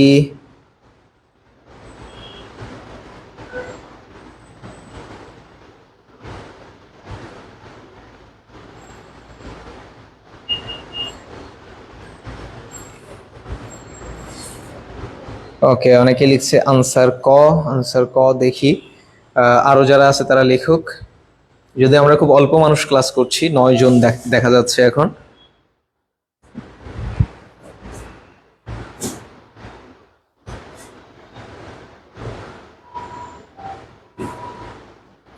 ওকে, আমি সঠিক আনসারটা বলে দেই। সঠিক আনসার হচ্ছে অবশ্যই সেটা ক, টারশিয়ারি যুগের পাহাড়। এটা হচ্ছে সবার আগে গঠন লাভ করছে। আমরা একটু দ্রুত আগাবো। এরপরে কি আছে? ওকে, ছিটমহল। ছিটমহল ব্যাপারটা তোমরা নিশ্চয়ই জানো। ছিটমহল হচ্ছে যখন একটা দেশ, সেই দেশের অংশ বা যে কোনো একটা ভূখণ্ড, তার পাশে আশপাশে যদি অন্য কোনো দেশের ভূখণ্ড থাকে তখন সেটাকে বলা হয় ছিটমহল। তার মানে হচ্ছে আমাদের এইটা যদি হয় বাংলাদেশ, এটা ধরে নেই আমরা বাংলাদেশের একটা অংশ, এইখানে ভারতের একটা অংশ রয়েছে, তার চারপাশে কিন্তু বাংলাদেশ, এটা হচ্ছে ভারতের ছিটমহল বাংলাদেশের মধ্যে। ঠিক তেমনি এটা যদি ভারতের অংশ হয়, এইখানে যদি বাংলাদেশের একটা অবস্থান হয় তখন আশপাশে সবই ভারত, কিন্তু এই মাঝখানের টুকু হচ্ছে বাংলাদেশ। এটাই হচ্ছে ছিটমহলের ধারণা। যদিও সেই ছিটমহলের যে সমস্যাটা ছিল আমাদের মধ্যে এবং ভারতের মধ্যে, সেই সমস্যাটা এখন আর নেই, কারণ এখন এই সমস্যাটা সলভ হয়ে গেছে। ওকে, আমরা একটু দেখার চেষ্টা করি। ছিটমহল হলো একটি অঞ্চল যা সম্পূর্ণভাবে অন্য রাষ্ট্র দ্বারা আবদ্ধ, এবং বাংলাদেশে অবস্থিত এমন ভারতীয় ছিটমহল ছিল কয়টি? 111টি। তার মানে হচ্ছে বাংলাদেশের মধ্যে ভারতের ছিটমহল ছিল 111টি, আর ভারতের মধ্যে বাংলাদেশের ছিটমহল ছিল হচ্ছে 51টি। এখন এই সমস্যাটা সমাধান হয়ে গেছে। প্রথমে যে চুক্তিটা করা হয় এই সমস্যার সমাধানের জন্য, সেটা হচ্ছে বাংলাদেশ ভারত স্থল সীমান্ত চুক্তি স্বাক্ষরিত হয়। তারিখটা একটু মনে রাখবা, 16 মে 1974 সালে এটি স্বাক্ষরিত করা হয়। এবং এটা করেছিলেন বঙ্গবন্ধু শেখ মুজিবুর রহমান এবং শ্রীমতী ইন্দিরা গান্ধী। এজন্য এই চুক্তিকে বলা হয় মুজিব ইন্দিরা চুক্তি বলা হয়। প্রশ্ন কিন্তু মুজিব ইন্দিরা চুক্তি দিয়ে হতে পারে বা মুজিব ইন্দিরা এই নামটা দিয়ে হতে পারে, এজন্য আমরা এটা মনে রাখবো। ওকে, এইটা আলটিমেটলি এই চুক্তিটা বাস্তবায়ন হয়নি বা বিনিময়, ছিটমহল বিনিময়টা হয়নি, কারণ প্রত্যেকটা দেশের যেই অঞ্চলগুলো সেই দেশের সার্বভৌমত্বের অংশ, সেই অংশগুলো অবশ্যই সংবিধানভাবে বিধিবদ্ধ থাকে। সুতরাং সংবিধান পরিবর্তনের একটা প্রয়োজন থাকে। যদি আমি এই ছিটমহল বিনিময় করতে চাই, এই স্থানটা অন্য দেশকে দিয়ে দিতে চাই, বিনিময়ে অন্য একটা স্থান আমি নিতে চাই, তাহলে অবশ্যই সাংবিধানিক স্বীকৃতি দরকার হবে বা সংবিধান সংশোধনের প্রয়োজন হবে। সেইভাবে কিন্তু আমাদের সংবিধানটা সংশোধন করা হয়েছিল, কিন্তু ভারতেরটা সংশোধন করা হয়েছে অনেক পরে গিয়ে। এবং সেই সংশোধনের পরে কি হয়েছে, আমাদের এই ছিটমহল চুক্তি যেটা, সেটা বিনিময় হয়েছে। বিনিময় হয়েছে অ্যাকচুয়ালি 31 জুলাই, 31 জুলাই 2015 সাল। এবং সেটা বাস্তবায়ন হয়েছে কত তারিখে? বাস্তবায়ন হয়েছে আমাদের 1 আগস্ট 2015 সাল। অর্থাৎ বাংলাদেশের ভেতরে ভারতের যে ছিটমহল, সেই অংশগুলো সব বাংলাদেশের বলে বিবেচিত হবে, এবং ভারতের ভিতরে বাংলাদেশের যেই ছিটমহলগুলো আছে সেগুলো সব ভারতের বলে বিবেচিত হবে। এইভাবে করে এই সমস্যাটা সমাধান করা হয়েছে। আই হোপ তোমরা এই ব্যাপারটা ক্লিয়ার। ক্লিয়ার না হলে সাথে সাথে আমাকে জানাবা। ওকে, নো ম্যানস ল্যান্ড বলতে একটা ধারণা আছে। নো ম্যানস ল্যান্ড কাকে বলে? নো ম্যানস ল্যান্ড হচ্ছে মূলত একটা দেশ, সেই দেশের সীমান্ত যদি এটা হয়, এটা হচ্ছে বাংলাদেশ ধরি আমরা, বাংলাদেশ, এবং এটা যদি হয় ভারত। এখন এই দুইটা দেশের কোনো দেশ যদি সীমান্তে কাঁটাতার দিতে চায় বা সীমান্তের একটা বেড়া দিতে চায়, একটা ফেন্স দিতে চায়, তখন সে চাইলেই এইখান থেকে দিতে পারবে না, কারণ সার্বভৌমত্বের কারণে এখানে কি করতে হবে, তাকে এই 150 মিটার ছেড়ে দিয়ে এখান থেকে এসে বেড়াটা দিতে হবে। এটা হচ্ছে 150 মিটার। আবার বাংলাদেশ যদি দিতে চায় তাহলে তাকেও এই 150 মিটার ছেড়ে দিতে হবে। তাহলে সব মিলায় নো ম্যানস ল্যান্ড হইলো কত? 300 মিটার। ঠিক আছে, এটাই হচ্ছে নো ম্যানস ল্যান্ডের ধারণা। এইখানটাতে মানুষজন যাইতে পারে না, বা এখানে মানুষ থাকবে না, দুই দেশের কোনো দেশের অধিবাসী এখানে থাকবে না, এই জন্য এটাকে বলা হয় নো ম্যানস ল্যান্ড। ওকে, এখন আমরা যেটা করব সেটা হচ্ছে পরবর্তী স্লাইডে আমরা চলে যাব। আচ্ছা, পরবর্তী স্লাইড বলতে আমরা আমাদের সমুদ্র বিজয় যেটা আছে সেই সমুদ্র বিজয় সম্পর্কে আমরা একটু পড়াশোনা করব।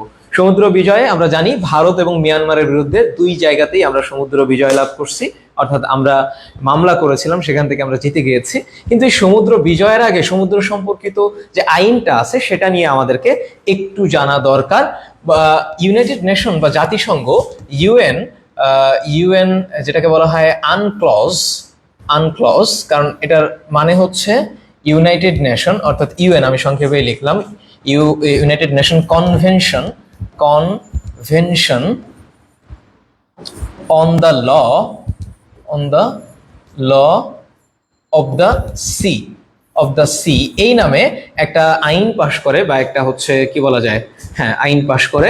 সেই আইনটা হয় হচ্ছে 1982 সালে। অর্থাৎ এখানে বলা হয় যে উপকূলীয় যে দেশগুলো আছে সেই দেশগুলা ওই দেশের যেই সমুদ্র আছে সেই সমুদ্রে কতটুকু অংশ পাবে, কতটুকু ভোগ করতে পারবে, কতটুকুতে তারা অ্যাক্সেস পাবে, অন্যদেরকে ঢুকতে দিবে না কোন অংশটুকু, এই সংক্রান্ত যে আলোচনাগুলো সেটা এই আনক্লজে করা হয়। এটাকেই সমুদ্রের সর্বোচ্চ আইন বলে ধরে নেওয়া হয়। এখন এই আইনে কি আছে সেটা আমাদেরকে একটু করে জানতে হবে। সে আইনে কি আছে? আইনে বেজলাইন বলতে একটা জিনিস আমাদেরকে একটু বুঝতে হবে। বেজলাইন মানে হচ্ছে জোয়ার ভাটা তো হয়, সেই জোয়ার ভাটার সময় ভাটাতে সর্বনিম্ন যে স্থানে গিয়ে পানি নেমে যায় সেই স্থানটাকে বলা হয় বেজলাইন। সেই বেজলাইন থেকে এখানে সব হিসাবগুলো করা হয়। ধরে নেই এটা হচ্ছে আমাদের বেজলাইন, এবং এই যে আমি দাগটা দেই, এটা হচ্ছে আমাদের বেজলাইন। এখন এই আইনে বলা হচ্ছে বেজলাইন থেকে 12 নটিক্যাল মাইল, কত নটিক্যাল মাইল? 12 নটিক্যাল মাইল, সেটা হচ্ছে কি আমাদের টেরিটোরিয়াল সি, সেটা হচ্ছে টেরিটোরিয়াল সি, অর্থাৎ এর বাংলা হচ্ছে অর্থনৈতিক সমুদ্র সীমা। অর্থনৈতিক সমুদ্র সীমা, এটা হচ্ছে অর্থনৈতিক সমুদ্র সীমা। এখন এইখান থেকে যদি আমি হচ্ছে +180 করি তাহলে কত হয়? তাহলে হয় হচ্ছে 200 নটিক্যাল মাইল। এবং এই যে 200 নটিক্যাল মাইল পর্যন্ত এখানে যেটা দেওয়া আছে, এই 200 নটিক্যাল মাইল হচ্ছে আমাদের দুঃখিত আমি এটা এখানে কি বলছি, এটা হচ্ছে রাজনৈতিক সমুদ্র সীমা, রাজনৈতিক সমুদ্র সীমা, যেটাকে আমরা টেরিটোরিয়াল সি বলি ইংরেজিতে। এবং এই 200 নটিক্যাল মাইল হচ্ছে অর্থনৈতিক সমুদ্র সীমা, অর্থনৈতিক সমুদ্র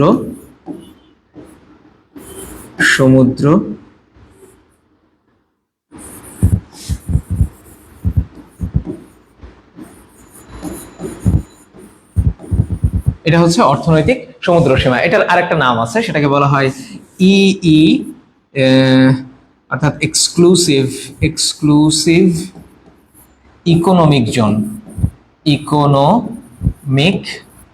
জোন হচ্ছে এটা হচ্ছে এক্সক্লুসিভ ইকোনমিক জোন বা ইইজেড বলা হয় এটাকে। ওকে, তারপর থেকে হচ্ছে হাই সি শুরু, তার মানে একদম হাই সি বা উন্মুক্ত যে অঞ্চলটা সেটা শুরু হবে হাই সি। এবং এইখানটাতে এইটার সাথে যদি আমরা হচ্ছে 150 যোগ করি তাহলে হয় হচ্ছে 300 নটিক্যাল মাইল। এই 300 নটিক্যাল মাইল হচ্ছে আমাদের কি মহীসোপান এলাকা হচ্ছে 300 নটিক্যাল মাইল। তাহলে যদি পৃথিবীর যে কোনো দেশের এই নিয়ম অনুযায়ী মহীসোপান হচ্ছে 300 নটিক্যাল, এটা হবে কত? 350 নটিক্যাল মাইল। এটাই হচ্ছে আইন বা এটাই হচ্ছে নিয়ম। ঠিক আছে, ওকে, তাহলে এইটা হচ্ছে আমাদের জানার বিষয়। একটা হচ্ছে রাজনৈতিক সমুদ্র সীমা, সেটা হচ্ছে 12 নটিক্যাল মাইল, এবং 200 নটিক্যাল মাইল হচ্ছে অর্থনৈতিক সমুদ্র সীমা, এবং 350 নটিক্যাল মাইল হচ্ছে মহীসোপান এলাকা। কিন্তু বাংলাদেশের মহীসোপান হচ্ছে 354 নটিক্যাল মাইল। এই তথ্যটা মনে রাখতে হবে। বাংলাদেশেরটা কত? 354, কারণ আমরা আরেকটু বেশি পাই। ঠিক আছে, ওকে, এইটা হচ্ছে আমাদের বাংলাদেশের যেই সমুদ্র অঞ্চল। এখানে বঙ্গোপসাগর, এটা হচ্ছে বব, এখন এখানে যে সমস্যাটা হলো সেটা হচ্ছে এই অঞ্চলটা হচ্ছে আমাদের, কিন্তু একটা সময় ভারত এসে তারা কিছু কিছু অংশ দাবি করলো যে এটা হচ্ছে তাদের, এবং মিয়ানমারও কিছু অংশ দাবি করলো যে এই অংশটা তাদের। এভাবে করে ভারত এখান থেকে আরো দাবি করলো যে এই অংশটা হচ্ছে তাদের। সুতরাং এখানে একটা ক্যাওয়াস সৃষ্টি হইলো বা একটা দ্বন্দ্ব সৃষ্টি হইলো। কিন্তু আমরা যেহেতু অতটা শক্তিশালী রাষ্ট্র না, আমাদের কথাও তারা মানলো না, আমরা বললাম এটা আমাদের, তারা মুখে মানতে রাজি না, কারণ প্রত্যেকে প্রত্যেকের দাবি নিয়ে অটল। এই জন্য আমরা হচ্ছে মামলা করলাম এই দুইটা রাষ্ট্রের নামে। 2009 সালে দুইটা রাষ্ট্রের নামেই মামলা করে দিলাম। প্রথমেই আসি ভারতের নামে। আমরা মিয়ানমারেরটা আগে একটু দেখি, যেহেতু ওইটাতে আমরা আগে পাইছি হচ্ছে রায়। ওকে, এখানে মামলা করছি আমরা ইটলসে। কোথায় করছি? ইটলস। ইটলস মানে হচ্ছে International Tribunal for the Law of the Sea. এইখানে এই যে আদালতটা, এই আদালতে আমরা মামলা করলাম, যেটার সদর দপ্তর হচ্ছে জার্মানির হামবুর্গে অবস্থিত। এবং এই মামলার রায়টা আমরা পেয়েছি হচ্ছে 14 মার্চ 2012 সাল। বাংলাদেশ এখান থেকে প্রায় 70,000 বর্গ কিলোমিটার কিন্তু পেয়েছে, যেটা মিয়ানমার মাত্র 10,000 বর্গ কিলোমিটারের মতো পেয়েছে। অর্থাৎ আমাদেরই জয় হয়েছে এখানে, মানে এক ব্যালটের ডিফারেন্সে আমাদের জয় হয়েছে। অর্থাৎ বিচারক যারা ছিলেন সবাই আমাদেরকে ভোট দিয়েছেন, শুধু একজন তাদের পক্ষে রায় দিয়েছেন, মিয়ানমারের পক্ষে। ঠিক তেমনি ভারতের যেই বিষয়, সেটা হচ্ছে ভারতে আমরা মামলা করছি পিসিএ তে, বা পার্মানেন্ট কোর্ট অফ আরবিট্রেশন, যার বাংলা হচ্ছে স্থায়ী সালিসি আদালত। স্থায়ী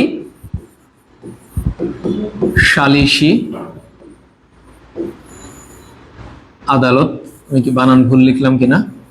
সালিসি, বানান ভুল হলে তোমরা ঠিক করে নিও। স্থায়ী সালিসি আদালত, এইখানে মামলা করা হয়। এবং এটা হচ্ছে নেদারল্যান্ডের হেগ নামে একটা শহর আছে, সেই শহরে অবস্থিত। এবং এই মামলার রায় পাই আমরা 14 সালে গিয়ে 7 জুলাই। বাংলাদেশ পেয়েছে এখান থেকে প্রায় 19,000। এখানে অমীমাংসিত অঞ্চল ছিল হচ্ছে 25,000 বর্গ কিলোমিটার, 25,000 বর্গ কিলোমিটার। সেখান থেকে আমরা পুরাটা প্রায়, অর্থাৎ 19,467 বর্গ কিলোমিটার পেয়েছি, এবং তারা পেয়েছে অনলি 6,000 সামথিং, এই ধরনের একটা অঞ্চল তারা হচ্ছে পেয়েছে। আচ্ছা, নেক্সট আলোচনায় আমরা যাই, তার আগে একটু দেখি কয়জন আছি এবং তারা সবকিছু ঠিকঠাক বুঝতেছে কিনা। এই সবাই একটু লেখো তো, তোমরা যারা আছো তারা কি বুঝতেছো ঠিকঠাক, সব ঠিকঠাক চলতেছে, বা কোনো কোশ্চেন আছে কিনা?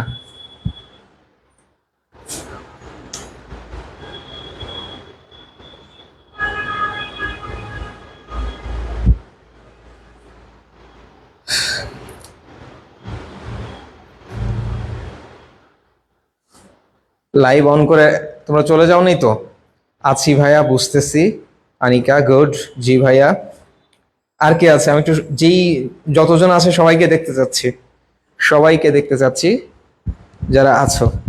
নাকি লাইভ অন করে চলে গেছে কোথায়?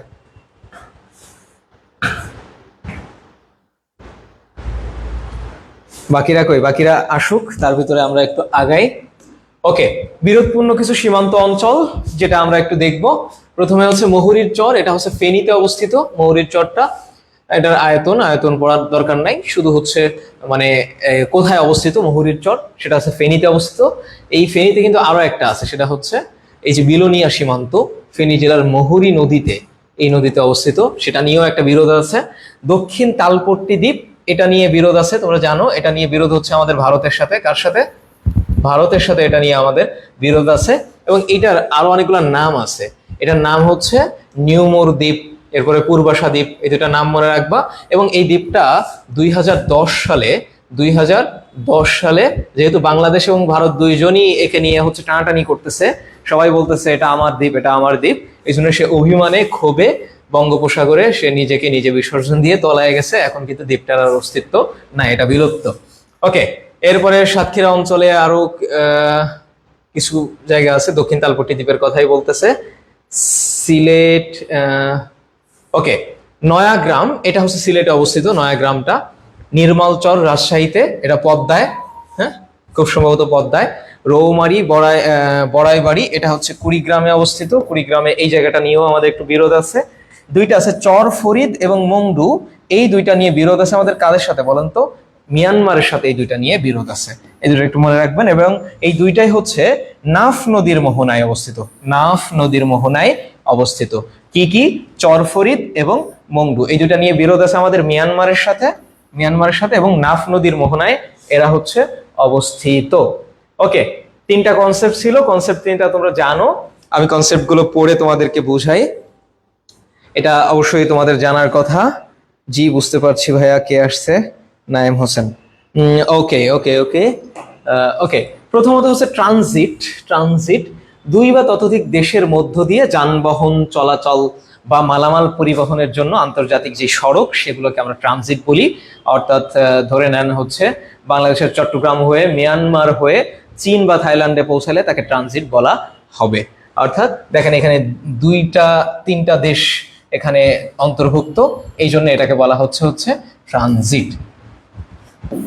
ওকে, করিডোর কি জিনিস? করিডোর হচ্ছে যখন একটি দেশ তার নিজ সার্বভৌমত্বের বিচ্ছিন্ন অংশ বা দূরবর্তী অংশে যাতায়াতের সুবিধার জন্য অপর একটি দেশের সার্বভৌমত্বের স্থল বা নৌ বা আকাশ যে কোনো পথ ইউজ করে, তখন ধরে নেন এটা হচ্ছে বাংলাদেশ, এটা বাংলাদেশ, এই অংশটা হচ্ছে বাংলাদেশ, হ্যাঁ, এইখানে হচ্ছে ভারত, আবার ভারতের আরো একটা অংশ আছে সেটা হচ্ছে এইখানে।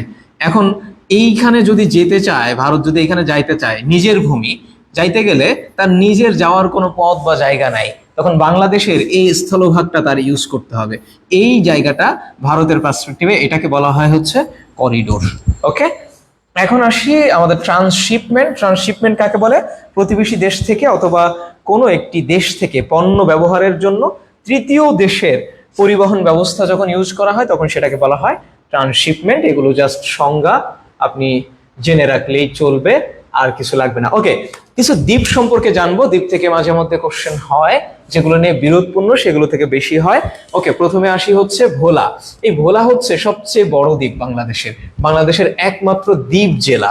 পুরো জেলাটাই হচ্ছে একটা দ্বীপ। তোমরা যদি মানচিত্রে দেখো তাহলে দেখতে পাবা এই জেলাটা হচ্ছে একটা দ্বীপের মতো, অর্থাৎ আশপাশে সবই পানি, এবং এটি বৃহত্তম দ্বীপ। মনে রাখতে হবে এটা হচ্ছে মেঘনা নদীর মোহনায়। আমরা যখন নদীর ক্লাস করেছি তখন দেখেছি মেঘনা নদী হচ্ছে এসে হচ্ছে চাঁদপুরে মিলিত হয়ে দেন এই দিক থেকে বঙ্গোপসাগরে নেমে যাওয়ার পরে সেটা কিন্তু এই যে ভোলার পাশ দিয়েই গেছে মেঘনা নদীর মোহনায়। ওকে, মনপুরা দ্বীপ হয়তো আমরা মুভি দেখেছি, সেখান থেকে এই দ্বীপটার নাম জানি, এটা হচ্ছে ভোলায় অবস্থিত।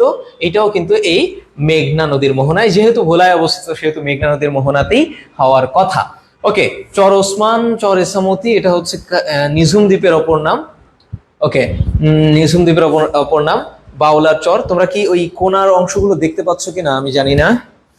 হ্যাঁ, একটু দেখা যাচ্ছে, এটা আরেকটু এপাশে হইলে ভালো হইতো, তারপরে দেখা যাচ্ছে, সমস্যা নেই।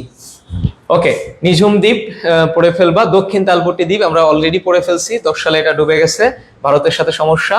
এবং হাড়িয়াভাঙা নদীর মোহনায় অবস্থিত। এই হাড়িয়াভাঙা নদী কিন্তু বাংলাদেশ এবং ভারতের মাঝখান দিয়ে চলে গেছে। তার মানে যদি কখনো প্রশ্ন হয় বাংলাদেশ ভারতের সীমান্ত বিভক্তকারী নদীর নাম কি, সেটা কিন্তু এই হাড়িয়াভাঙা। ওকে, সেন্ট মার্টিন দ্বীপ আমাদের সবার পরিচিত দ্বীপ, নারকেল জিঞ্জিরা এটার হচ্ছে আরেক নাম, এবং এটা হচ্ছে অনলি 8 কিলোমিটার, কিন্তু দ্বীপটা 8 বর্গ কিলোমিটার। এবং টেকনাফ কক্সবাজারে অবস্থিত বাংলাদেশের একমাত্র সামুদ্রিক প্রবাল দ্বীপ, এটা মনে রাখতে হবে, সামুদ্রিক প্রবাল দ্বীপ। এই দ্বীপে চুনাপাথর, কালো সোনা ইত্যাদি খনিজ পদার্থ পাওয়া যায়। ওকে, প্রবাল দ্বীপ, এই তথ্যটা বিশেষ করে মনে রাখতে হবে। ওকে, এখন আসি আরো কিছু দ্বীপ আছে। সেরা দ্বীপ আছে আমাদের, সেরা দ্বীপ কোনটা?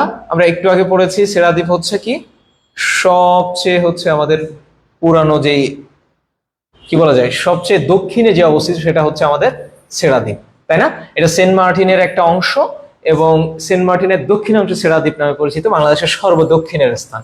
এই যে আমরা একদম শুরুতে দেখছি সর্বদক্ষিণের স্থান হচ্ছে সেরা দ্বীপ। ওকে, এরপরে আসি সোনাদিয়া দ্বীপ। এই সোনাদিয়া দ্বীপ, এটার আরো দুইটা নাম আছে, এবং এটা হচ্ছে সম্প্রতি সমুদ্র বন্দর নির্মাণের প্রস্তাব সোনাদিয়া দ্বীপ থেকে পরিবর্তন করে মাতারবাড়িতে। তোমরা জানো এই মাতারবাড়িতে চতুর্থ সমুদ্র বন্দর করা হচ্ছে, যেটা প্রথম বা দেশের প্রথম হচ্ছে গভীর সমুদ্র বন্দর, এই গভীর সমুদ্র বন্দর সেটা ওকে, এটা হওয়ার কথা ছিল, কিন্তু এই যে এই সোনাদিয়া দ্বীপে পরবর্তীতে স্থানান্তর করে এটা মাতারবাড়িতে নেওয়া হয়েছে। ওকে, মহেশখালী দ্বীপ, এখান থেকে মনে রাখবা এটা হচ্ছে একমাত্র পাহাড়ি দ্বীপ, প্রশ্ন আসতে পারে বাংলাদেশের একমাত্র পাহাড়ি দ্বীপ কোনটি। ওকে, এরপরে আছে হচ্ছে কুতুবদিয়া। কুতুবদিয়া দ্বীপ, এখানে কি আছে? বাতিঘর আছে, এই তথ্যটা মনে রাখবা। শাহপরীর দ্বীপ, সোমদ্বীপ, হ্যাঁ, বঙ্গবন্ধু দ্বীপ, এটা ইম্পর্টেন্ট। এটা হচ্ছে সুন্দরবনের দক্ষিণে অবস্থিত, সুন্দরবনের দক্ষিণে অবস্থিত একজন এই দ্বীপটা আবিষ্কার করেন এবং তিনি নাম দিয়েছেন এটার বঙ্গবন্ধু দ্বীপ। ওকে, আমরা কিছু হ্রদ নিয়ে আলোচনা করব এখন। অনেকগুলো চার্ট আছে, হ্রদ, পাহাড়, পর্বত, সুতরাং এগুলো আমরা একটানা দেখে যাব। কাপ্তাই হ্রদ, কাপ্তাই হ্রদ কোথায় অবস্থিত? কাপ্তাই হ্রদ হচ্ছে রাঙামাটিতে অবস্থিত, যেটা হচ্ছে সবচেয়ে বড় হ্রদ বলা যায়। এবং এখানে কি আছে? এখানে জলবিদ্যুৎ কেন্দ্র আছে এই কাপ্তাই হ্রদে।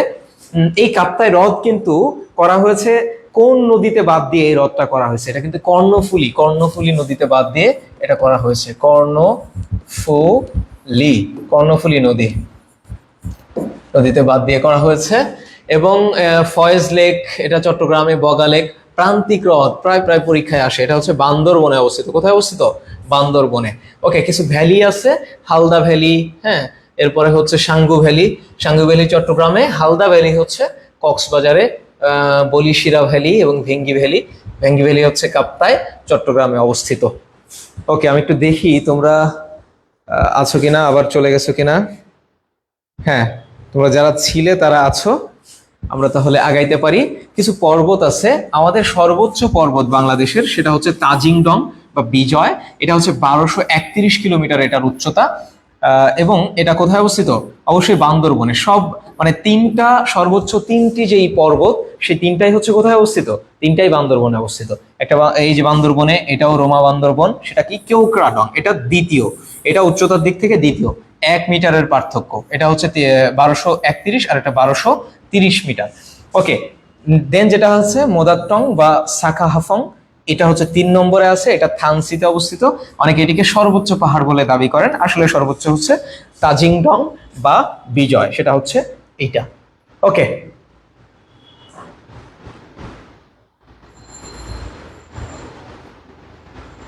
আমাদের স্লাইড সরে না কেন?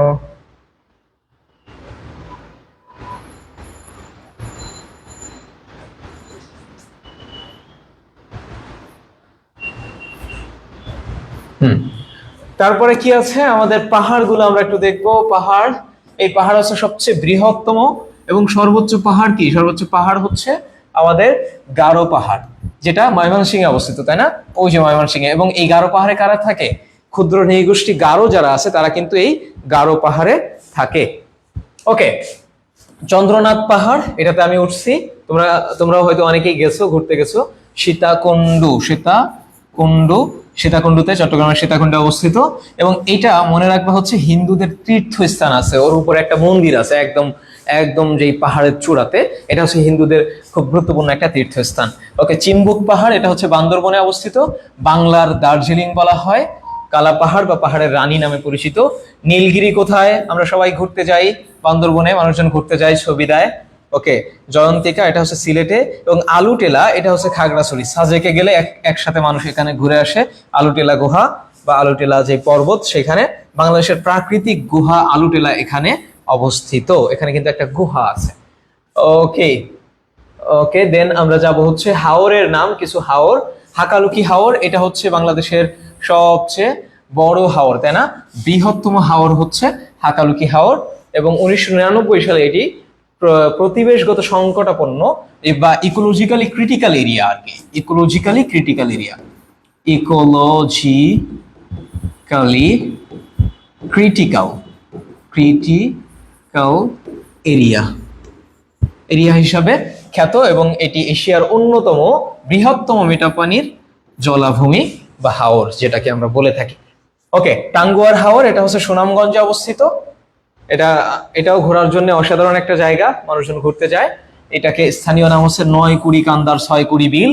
2000 সালে এটাকে রামসার সাইটে যুক্ত করা হয়। রামসার সাইট হচ্ছে একটা চুক্তি, যে চুক্তির মাধ্যমে বা যেই কনভেনশনের মাধ্যমে আসলে রামসা নামক একটা স্থানে এই চুক্তিটা হয়। এখানে হচ্ছে বিশ্বের যেই সমস্ত জলাভূমি বা হাওর বলি, এগুলো গুরুত্বপূর্ণ, তাদের একটা লিস্ট করা হয়, যেটাকে বলা হয় রামসার সাইটের তালিকা বা লিস্ট। সেখানে হাওর, এই যে টাঙ্গুয়ার হাওরকে যুক্ত করা হয়। হাইল হাওর হচ্ছে মৌলভীবাজারে, এবং নিকলি হাওর যেটা কিশোরগঞ্জ। এখন সবাই এই হাওরের মাঝখান দিয়ে অসাধারণ একটা রোড করা হয়েছে, সেই রোডটাতে ঘুরতে যায়, সেটা হচ্ছে নিকলি হাওর।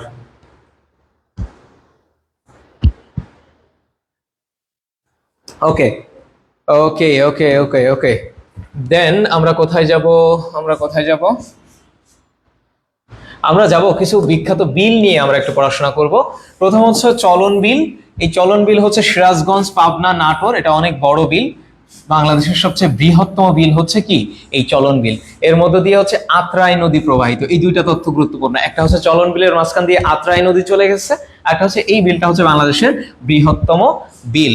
এই দুইটা তথ্য হচ্ছে আমাদের খুবই গুরুত্বপূর্ণ। ওকে, এখন আসি বাইক্কা বিল। বাইক্কা বিল এটা হচ্ছে শ্রীমঙ্গলে। আর আড়িয়াল খা বিল বা আড়িয়াল খা, এটা হচ্ছে শ্রীনগর, মুন্সিগঞ্জ। দেশের মধ্যাঞ্চলের সবচেয়ে প্রাচীন বিল হচ্ছে এইটা।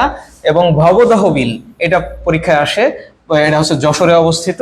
এবং বিল ডাকাতিয়া যেটা, এটা হচ্ছে খুলনায় অবস্থিত। এটাকে বলা হয় পশ্চিমা বাহিনীর নদী। পশ্চিমা, এই বিলটাকে বলা হয় পশ্চিমা বাহিনীর নদী। এটা কিন্তু পরীক্ষায় আসছে এবং মাঝে মধ্যে আসে যে কোন বিলকে পশ্চিমা বাহিনীর নদী বলা হয়। ওকে, দেন আমাদের আরো একটা লিস্ট আছে, উপনামের লিস্ট। এই লিস্টগুলো তোমরা এই নামগুলো অলরেডি জানো। বাংলাদেশ হচ্ছে পৃথিবীর বদ্বীপ। বাংলাদেশ পৃথিবীর বদ্বীপ, সেটা আমরা জানি, একটু আগেই পড়ছি। দেন হচ্ছে বাংলার ভেনিস বলা হয় হচ্ছে বরিশালকে, কারণ এখানে প্রচুর পরিমাণ শস্য ভান্ডার বলা হয়, কারণ প্রচুর পরিমাণ শস্য, ধান, এই ধরনের যে ব্যাপারগুলো আছে সেগুলো জন্মায় এখানে, এই জন্য। আচ্ছা, তোমরা যারা আছো আবার একটু লেখো তো যে তোমরা আছো কিনা বা বুঝতেছো কিনা।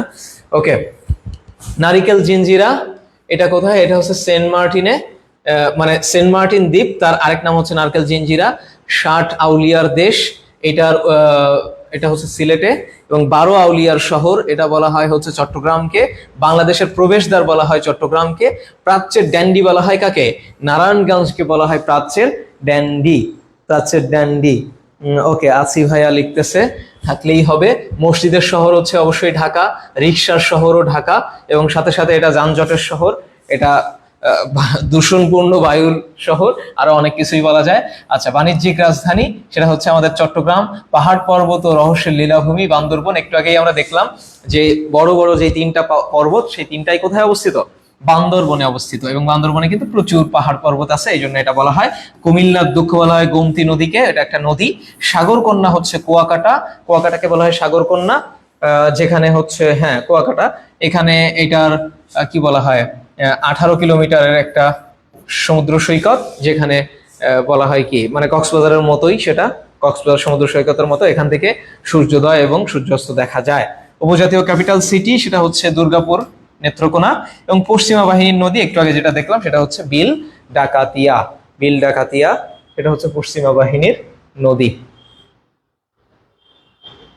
ওকে, বর্তমান নাম, পুরাতন নাম, এগুলো তোমরা সবই পড়ে ফেলবা, তোমরা পড়ে ফেলছো অলরেডি। সেটা হচ্ছে এই যে সিলেট, সিলেটের একসময় নাম ছিল হচ্ছে কি ছিল? জালালাবাদ বা শ্রীহট্ট। কক্সবাজার হচ্ছে ফালকিং বা পালকিং, দুইটাই পাওয়া যায় বিভিন্ন জায়গায় বিভিন্ন রকম, একই কথা। Bahadur Shah park, Victoria park, হ্যাঁ, এটা হচ্ছে পুরাতন নাম। এখন যেটাকে আমরা বাহাদুর শাহ পার্ক বলি, সেটাই হচ্ছে ভিক্টোরিয়া পার্ক ছিল।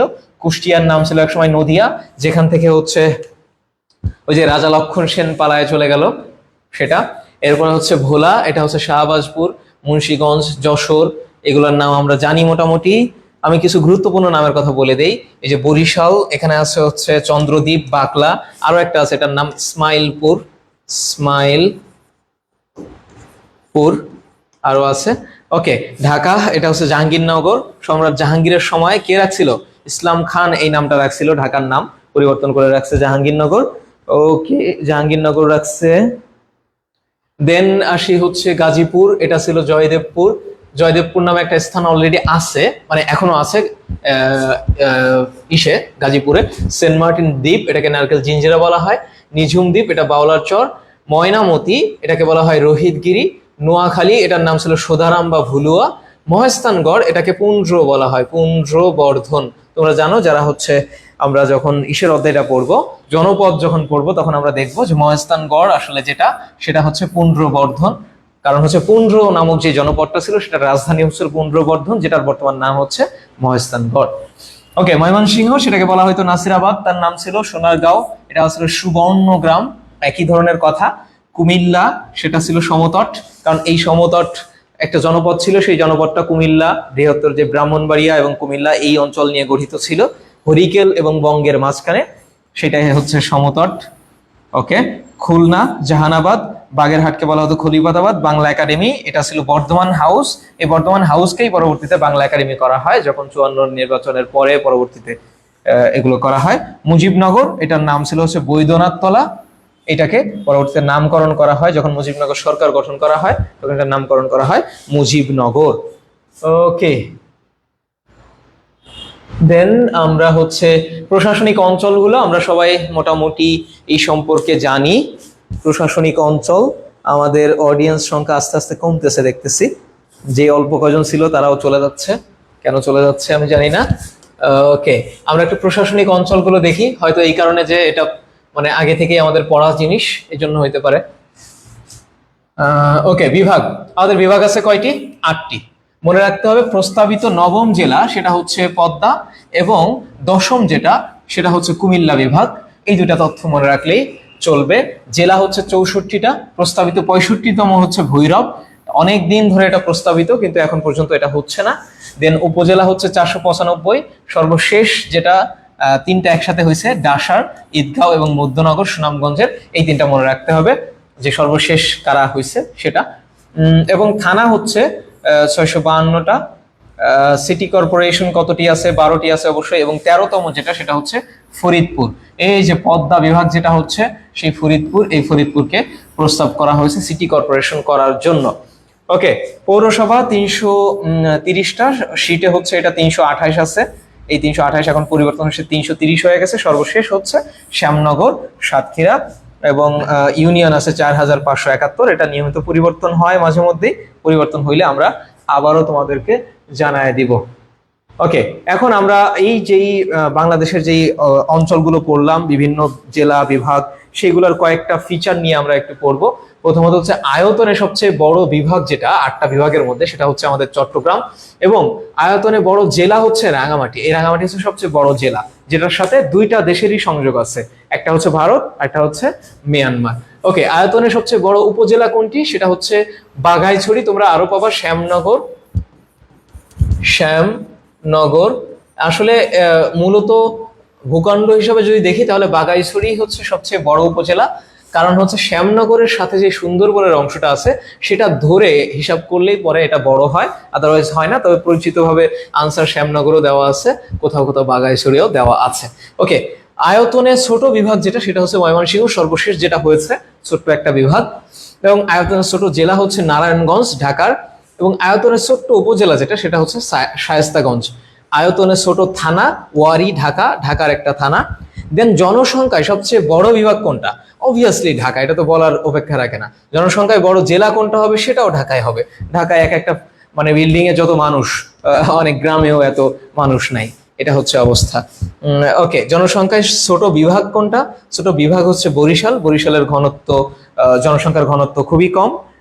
এবং জনসংখ্যার সবচেয়ে ছোট জেলা যেটা সেটা হচ্ছে বান্দরবন। এই বান্দরবনে কিন্তু মানুষজনকে ট্রান্সফার করে দেওয়া হয় শাস্তি স্বরূপ, কারণ এখানে মানুষজন কম, এই জন্য এই কাজটা করে হয়তো। ওকে, গুড। কেউ একজন আনিকা বলতেছে আমি আছি সেই শুরু থেকে। ওকে, জনসংখ্যায় ছোট থানা সেটা হচ্ছে রাজস্থলী, রাঙামাটি। এই তথ্যগুলো মোটামুটি আমরা মনে রাখলেই চলবে। ওকে, দেন আমরা কোথায় যাব? আমরা একটা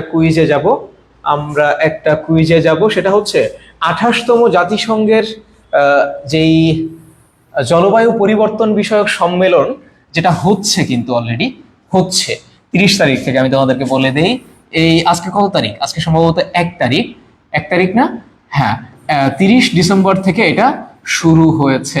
এটা কোথায় হচ্ছে? এটা আনসার করো। একটা হচ্ছে দুবাই, সংযুক্ত আরব আমিরাত, একটা হচ্ছে শারম আল শেখ, মিশর। এটা হচ্ছে আমি লিখে দিই, এটা একটু ফন্টটা কেমন হয়ে গেছে। শারম আল শেখ, আল শেখ, শেখ মিশর। ওকে, মিশর, মিশর তোমরা দেখতে পাচ্ছ। আর জাকার্তা ইন্দোনেশিয়া, বন জার্মানি। তোমরা একটু আনসার করো এটা কোথায় হচ্ছে, যারা আসো তারা আনসার করো, এটা কোথায় অনুষ্ঠিত হচ্ছে? কোথায় অনুষ্ঠিত হচ্ছে? 28তম জাতিসংঘের যে জলবায়ু পরিবর্তন বিষয়ক সম্মেলনটা হয় প্রতি বছর, এই সম্মেলনটা একবার করে হয়, এটা কোথায় হচ্ছে?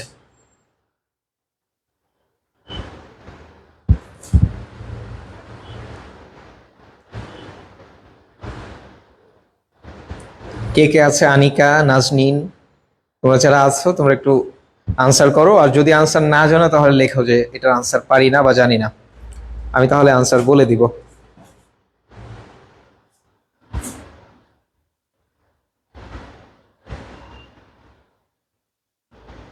গুড, আনিকা বলছে জানি না। আচ্ছা, এটা সাম্প্রতিক তথ্য, এগুলো কিন্তু আপডেট থাকতে হবে, এগুলো জানতে হবে। আচ্ছা, আমি একটু আনসারটা বলে দিই। হ্যাঁ, আমাদের আনসার হচ্ছে দুবাই এক্সপো সিটি, যেটা সেটা দুবাই এক্সপো সিটি অর্থাৎ সংযুক্ত আরব আমিরাতে এটা অনুষ্ঠিত হচ্ছে, এখন হচ্ছে। এই 30 ডিসেম্বরে শুরু হয়েছে, সরি 30 ডিসেম্বর, 30 নভেম্বরে শুরু হয়েছে। 30 নভেম্বর, একটু আগে মনে হয় আমি ডিসেম্বর লিখে ফেলছি। 30 নভেম্বর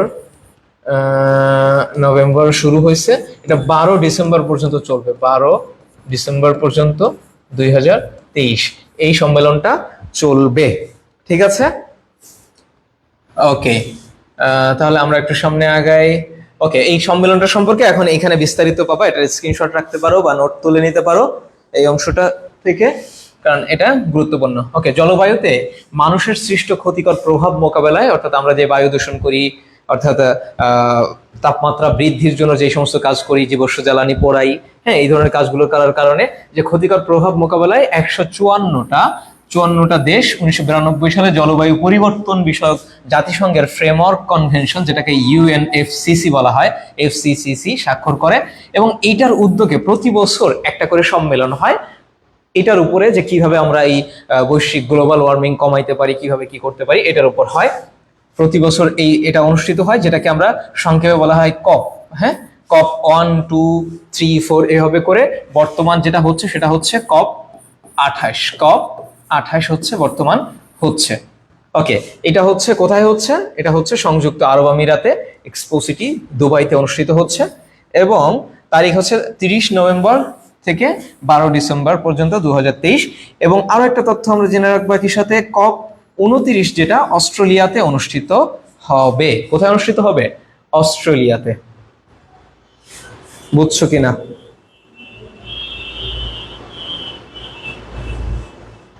ওকে, এটা কপ অস্ট্রেলিয়াতে অনুষ্ঠিত হবে। আমরা দেখি পরবর্তীটাতে যাই। পরবর্তী, ওকে, সার্বজনীন পেনশন ব্যবস্থা। সার্বজনীন পেনশন ব্যবস্থা যেটা এই 23 সালে হয়েছে, এটার অন্তর্ভুক্তির বয়স হচ্ছে 18 থেকে 50 বছর। এখন কিন্তু আমরা কিছু সাম্প্রতিক পড়ছি, আমাদের লেকচার 1-এ যা কিছু ছিল সেগুলো মোটামুটি আমরা কভার করে ফেলছি। এখন কিছু সাম্প্রতিক তথ্য আমরা দেখব যেগুলো আমাদের জন্য গুরুত্বপূর্ণ। ওকে, পেনশন শুরু হবে, অর্থাৎ একজন ব্যক্তি যখন এই স্কিমে যোগ দিবে, এখানে টাকা জমা রাখবে, পেনশন পাওয়া শুরু করবে হচ্ছে 60 বছর বয়স পেরোলে, অর্থাৎ 10 বছর পরে, অর্থাৎ সর্বোচ্চ যেহেতু 50, 10 বছর পরে চাঁদা দেওয়ার পর একজন নাগরিক এই পেনশন সুবিধা পাওয়া শুরু করবে। দেন এটার জন্য এটা দায়িত্ব পালন করবে কে? দায়িত্ব পালন করবে হচ্ছে জাতীয় পেনশন কর্তৃপক্ষ, ন্যাশনাল পেনশন অথরিটি, এনপিএ, এটা গঠন করা হয়েছে, তারা এটার দায়িত্ব দেখবে। এবং অর্থ বিভাগের অধীনে থাকবে এই প্রতিষ্ঠানটা, এটা মনে রাখলেই চলবে। এখন এই পেনশন স্কিমে প্রাথমিকভাবে 4টা স্কিম চালু করা হয়েছে। 4টা স্কিম বা 4টা শ্রেণীর জনগোষ্ঠীর জন্য 4 ধরনের কর্মসূচি। নাম্বার 1 হচ্ছে প্রগতি, সুরক্ষা, সমতা, প্রবাসী। কোনটা কাদের জন্য? এখান থেকে কিন্তু প্রশ্ন আসতে পারে। কোনটা কাদের জন্য প্রশ্ন আসার সম্ভাবনা আছে? প্রগতি হচ্ছে বেসরকারি প্রতিষ্ঠানের কর্মকর্তাদের জন্য, যারা বেসরকারি বিভিন্ন প্রতিষ্ঠানে চাকরি করে তাদের জন্য যে স্কিম, তারা হচ্ছে এই স্কিমে টাকা জমা দিবে বা এই স্কিমের আওতায় পড়বে। এবং সুরক্ষা হচ্ছে সকর্ম ও অপ্রাতিষ্ঠানিক, অর্থাৎ কোথাও কোনো প্রতিষ্ঠানে চাকরি করে না, নিজে কাজ করে, কিংবা অপ্রাতিষ্ঠানিক অনেক খাত আছে সেখানে কাজ করে, সেইগুলাতে যারা কাজ করে তাদের জন্য হচ্ছে সুরক্ষা। এবং সমতা কি? সমতা হচ্ছে স্বল্প আয়ের মানুষের জন্য। এইখানে কিন্তু 1000 টাকা করে জমা হবে, 1000 টাকা। এই 1000 টাকার হচ্ছে 500 দিবে ওই মানুষটা, আর 500 দিবে হচ্ছে সরকার। সুতরাং এটা হচ্ছে কি আমাদের সমতা স্কিম। এবং 4 নম্বরে যেটা প্রবাসী, প্রবাসী বাংলাদেশিদের জন্য, বাংলাদেশের বাইরে যারা বাংলাদেশের নাগরিক আছে তাদেরকে আমরা প্রবাসী বলি, তাদের স্কিম হচ্ছে প্রবাসী স্কিম বা প্রবাস স্কিম। আই হোপ তোমরা এটা বুঝতে পারছো কিনা। এই আবার হচ্ছে আমি দেখলাম মাত্র লোকজন বাড়লো আবার কমে গেল। ওকে, ডান। ঠিক আছে, এটা প্রবাসী স্কিম। দেন আসি হচ্ছে ঢাকা বিশ্ববিদ্যালয়ের একটা বিশেষ সমাবর্তন হয়েছে, এখান থেকে কিছু তথ্য আমাদের জানতে হবে। এটা হচ্ছে ঢাকা বিশ্ববিদ্যালয়ের বিশেষ সমাবর্তন অনুষ্ঠান। এই অনুষ্ঠান অনুষ্ঠিত হয় কত তারিখে? 29 অক্টোবর 2023 এই অনুষ্ঠানটা হয়। এবং সমাবর্তন বক্তা ছিলেন কে? বঙ্গবন্ধু কন্যা শেখ হাসিনা, যিনি বর্তমান বাংলাদেশের প্রধানমন্ত্রী, মাননীয় প্রধানমন্ত্রী। এবং এই সমাবর্তনের সভাপতিত্ব করছেন এই যে এই ব্যক্তিটা, হ্যাঁ, ইনি হচ্ছেন 28তম উপাচার্য অধ্যাপক আখতারুজ্জামান। এখন তোমরা বলো তো, ইনি কি এখন উপাচার্য আছে নাকি নাই? না থাকলে কে এখন? এটা একটু আনসার, এটা কমেন্ট করো তো যারা লাইনে আছো। উনি কি এখন উপাচার্য আছেন? উনি উপাচার্য আছেন? যদি না থাকেন তাহলে কে এখন উপাচার্য?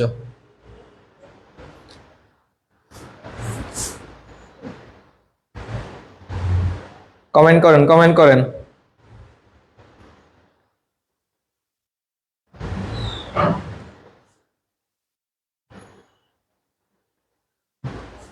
ওকে, তোমরা মনে হয় সাম্প্রতিকই, জানি না ভাইয়া, গুড। মানে তোমরা খোঁজ খবর রাখতেছো না, তাই তো? পড়াশোনার চাপে সাম্প্রতিক খোঁজ রাখার ট্রাই করতেছো না বা করতে পারতেছো না। আচ্ছা, ইনি হচ্ছেন আখতারুজ্জামান, 28তম উপাচার্য। উনি এখন নাই, ওনার মেয়াদ শেষ। এখন নতুন 29তম একজন উপাচার্য, 29তম উপাচার্য তিনি হচ্ছেন ডক্টর মাকসুদ কামাল। আমি এখানে লিখে দিই, ডক্টর মাকসুদ কামাল। তিনি হচ্ছেন নতুন উপাচার্য হয়েছেন ঢাকা বিশ্ববিদ্যালয়ের 29তম উপাচার্য, 29তম। ওকে, এটা কিন্তু আলাদা তথ্য, এটা আবার অন্য, এটার সাথে মিলায় না। ওকে, এই ঢাবির বিশেষ সমাবর্তনে বঙ্গবন্ধু শেখ মুজিবুর রহমানকে প্রদান করা হয়েছে ডক্টর অফ লজ উপাধি দেওয়া হয়েছে। কি উপাধি দেওয়া হয়েছে? Doctor of laws. এবং বঙ্গবন্ধুর পক্ষে এটা গ্রহণ করছে প্রধানমন্ত্রী শেখ হাসিনা। এবং বঙ্গবন্ধু শেখ মুজিবুর রহমান, তোমরা জানো যে এই ঢাকা বিশ্ববিদ্যালয়ের কিন্তু আইন বিভাগে পড়াশোনা করতেন। একটা সময় কর্মচারীদের পক্ষে উনি আন্দোলন করতে গিয়ে, আন্দোলন যখন করেছেন তখন ওনাকে বহিষ্কার করা হয়। এবং পরবর্তীতে কিন্তু ওনাকে বলা হয়েছিল যে এটার একটা মুসলেকা দিয়ে এই ছাত্রত্ব ফেরত নিতে, কিন্তু উনি মুসলেকা দেন নাই। এবং এই কিছুদিন আগে না, মানে 1-2 বছরের মধ্যে সম্ভবত তার এই ছাত্রত্ব কিন্তু আবার ফেরত দেওয়া হয়েছে। এই সমসাময়িক সময়ে এসে ছাত্রত্ব ফেরত দেওয়া হয়েছে, ঢাকা বিশ্ববিদ্যালয় এটা আবার ফেরত দিয়েছে। ওকে, এই তথ্যগুলো তোমরা জেনে রাখবে। ওকে, একটা প্রশ্নের আনসার দাও। আই হোপ তোমরা যেহেতু আগেরগুলোর আনসার পারো নাই, এটা পারবা কিনা জানি না, একটু দেখো তো এটার আনসার পারো কিনা। বাংলাদেশের প্রথম টাকা ও কয়েনের নকশাকার কে ছিলেন? টাকা ও কয়েনের নকশাকার কে ছিলেন? এটা একটু আনসার দেন।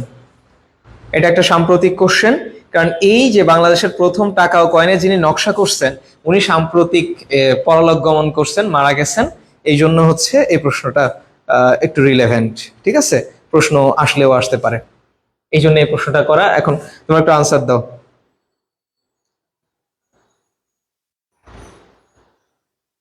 দেখি, আমি কিছুক্ষণ দেখি কেউ আনসারটা দিতে পারে কিনা। কে, আই হোপ তোমাদের সিলেবাসের মধ্যে পড়ে নাই, আমি আনসারটা দিয়ে দেই। ইনি হচ্ছেন কেজি মুস্তাফা নামে একজন ব্যক্তি।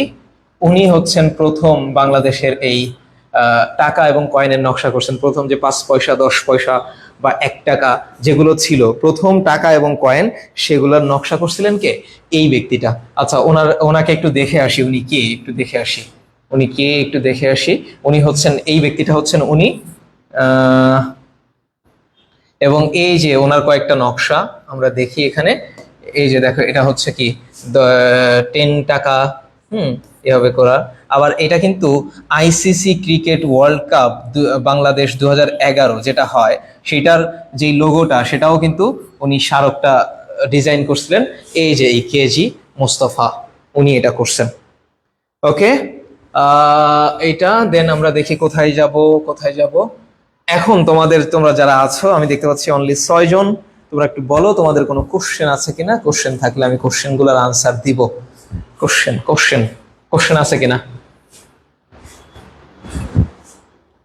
এই রিলেটেড কোনো কোশ্চেন এতক্ষণ যা কিছু আমরা পড়লাম সেগুলোতে কোনো কোশ্চেন আছে কিনা, এক। দ্বিতীয়ত হচ্ছে আদার্স কোনো কোশ্চেন আছে কিনা।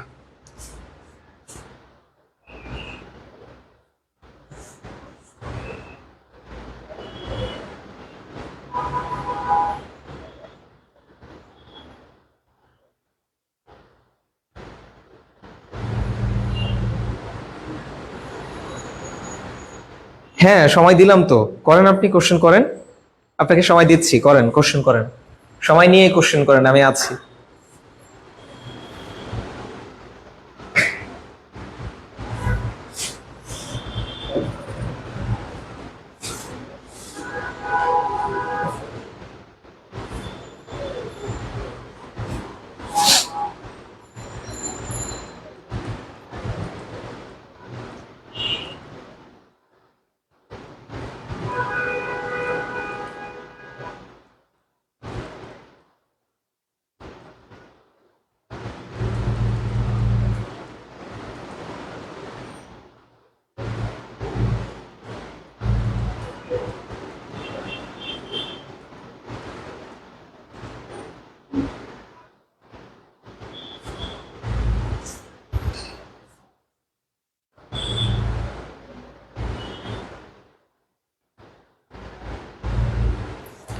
ওকে, আই হোপ আপনাদের, হ্যাঁ, প্রশ্ন করার পরে 1 মিনিট সময় দিলে ভালো হয়।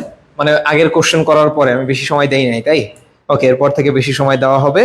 এখন তোমাদের যদি আর কোনো কোশ্চেন না থাকে তাহলে আমরা শেষ করব। শেষ করার আগে যেটা বলবো সেটা হচ্ছে, যেহেতু হচ্ছে সাধারণ জ্ঞান, অনেক তথ্য থাকে, অনেক বেশি, আমি যেটা বলি বরাবরই ক্লাসে। হ্যাঁ হ্যাঁ, বুঝতে পারছি, বুঝতে পারছি। এরপর থেকে সময় দেওয়া হবে, এরপর থেকে আপনাদেরকে সময় দেওয়া হবে। আপনারা হচ্ছে পড়াশোনা শুরু করেন, পড়াশোনা করছেন। আপনারা হয়তো কেউ 5টা লেকচার শেষ করছেন, কেউ 6টা, কেউ 4টা, এরকম শেষ করছেন। আপনারা যেটা করবেন সেটা হচ্ছে এই লেকচারগুলো একটু রিভিশন দেওয়ার ট্রাই করবেন। রিভিশন না দিলে কিন্তু তথ্যগুলো ভুলে যাবেন, বা একেবারেই যে তথ্যগুলো মুখস্থ করে ফেলতে হবে ব্যাপারটা এমন না। কিন্তু সেই তথ্যগুলো বারবার যদি দেখেন তাহলে আপনাদের জন্য এটা মনে রাখতে সুবিধা হবে। এবং আমি যেটা বলি যে তথ্যগুলোর সাথে পরিচিত হবেন। মুখস্থ করার মানে খুব একবারে মুখস্থ করে ফেলা ট্রাই করে নিজেকে কষ্ট দিয়ে বা ব্রেনে প্রেশার নিয়ে কোনো লাভ নেই, কারণ আপনার এখানে অপশন থাকবে। সুতরাং আপনাকে হচ্ছে এই তথ্যগুলোর সাথে আপনি ডেট করবেন, আমি যেটা বলে থাকি ডেটিং অ্যাপ্রোচ। ডেট করবেন তথ্যগুলোর সাথে, যাতে আপনি আপনার এই ডেটিং পার্টনারকে আপনি চিনতে পারেন পরীক্ষার হলে। ঠিক আছে? 3জন থাকবে, 4জন থাকবে, 4জনের ভিতরে একজনের সাথে আপনি ডেট করছিলেন একটা তথ্যের সাথে, বাকি 3জনের সাথে আপনি ডেট করেন নাই। সুতরাং যাকে সাথে ডেট করছেন সেটা হবে আপনার আনসার। এটা আমি বরাবরই বলে থাকি। আই হোপ আপনাদের কোনো প্রশ্ন নাই। প্রশ্ন না থাকলে আমরা বোধহয় শেষ করতে পারি। আজকের লেকচার ছিল এই অংশ। আপনাদের যারা ছিলেন সকলকে অসংখ্য ধন্যবাদ। আজকে আমরা যে বিষয়গুলো নিয়ে আলোচনা করছি সেটা হচ্ছে বাংলাদেশ পরিচিতি, পাহাড় পর্বত, উপনাম সহ এই ধরনের প্রথম যে লেকচারটা ছিল সে বিষয় নিয়ে আলোচনা হয়েছে। এরপরেও পরবর্তীতে যারা তোমরা এটা দেখবা, সেখানে যদি কোনো ধরনের কোশ্চেন থাকে সাথে সাথে আমাকে জানাইতে পারো। আমাকে জানাইলেই আমি আনসার দিয়ে দেবো, বা পরবর্তী ক্লাসেও তোমরা এটা ডিসকাস করতে পারো, কোশ্চেনগুলো তোমরা লিখে রাখতে পারো। আমি আমার জায়গা থেকে আনসার দিয়ে দেবো। তোমাদের জন্য অনেক অনেক শুভকামনা। ভালো করে পড়াশোনা করো। আল্লাহ হাফেজ, ভালো থেকো।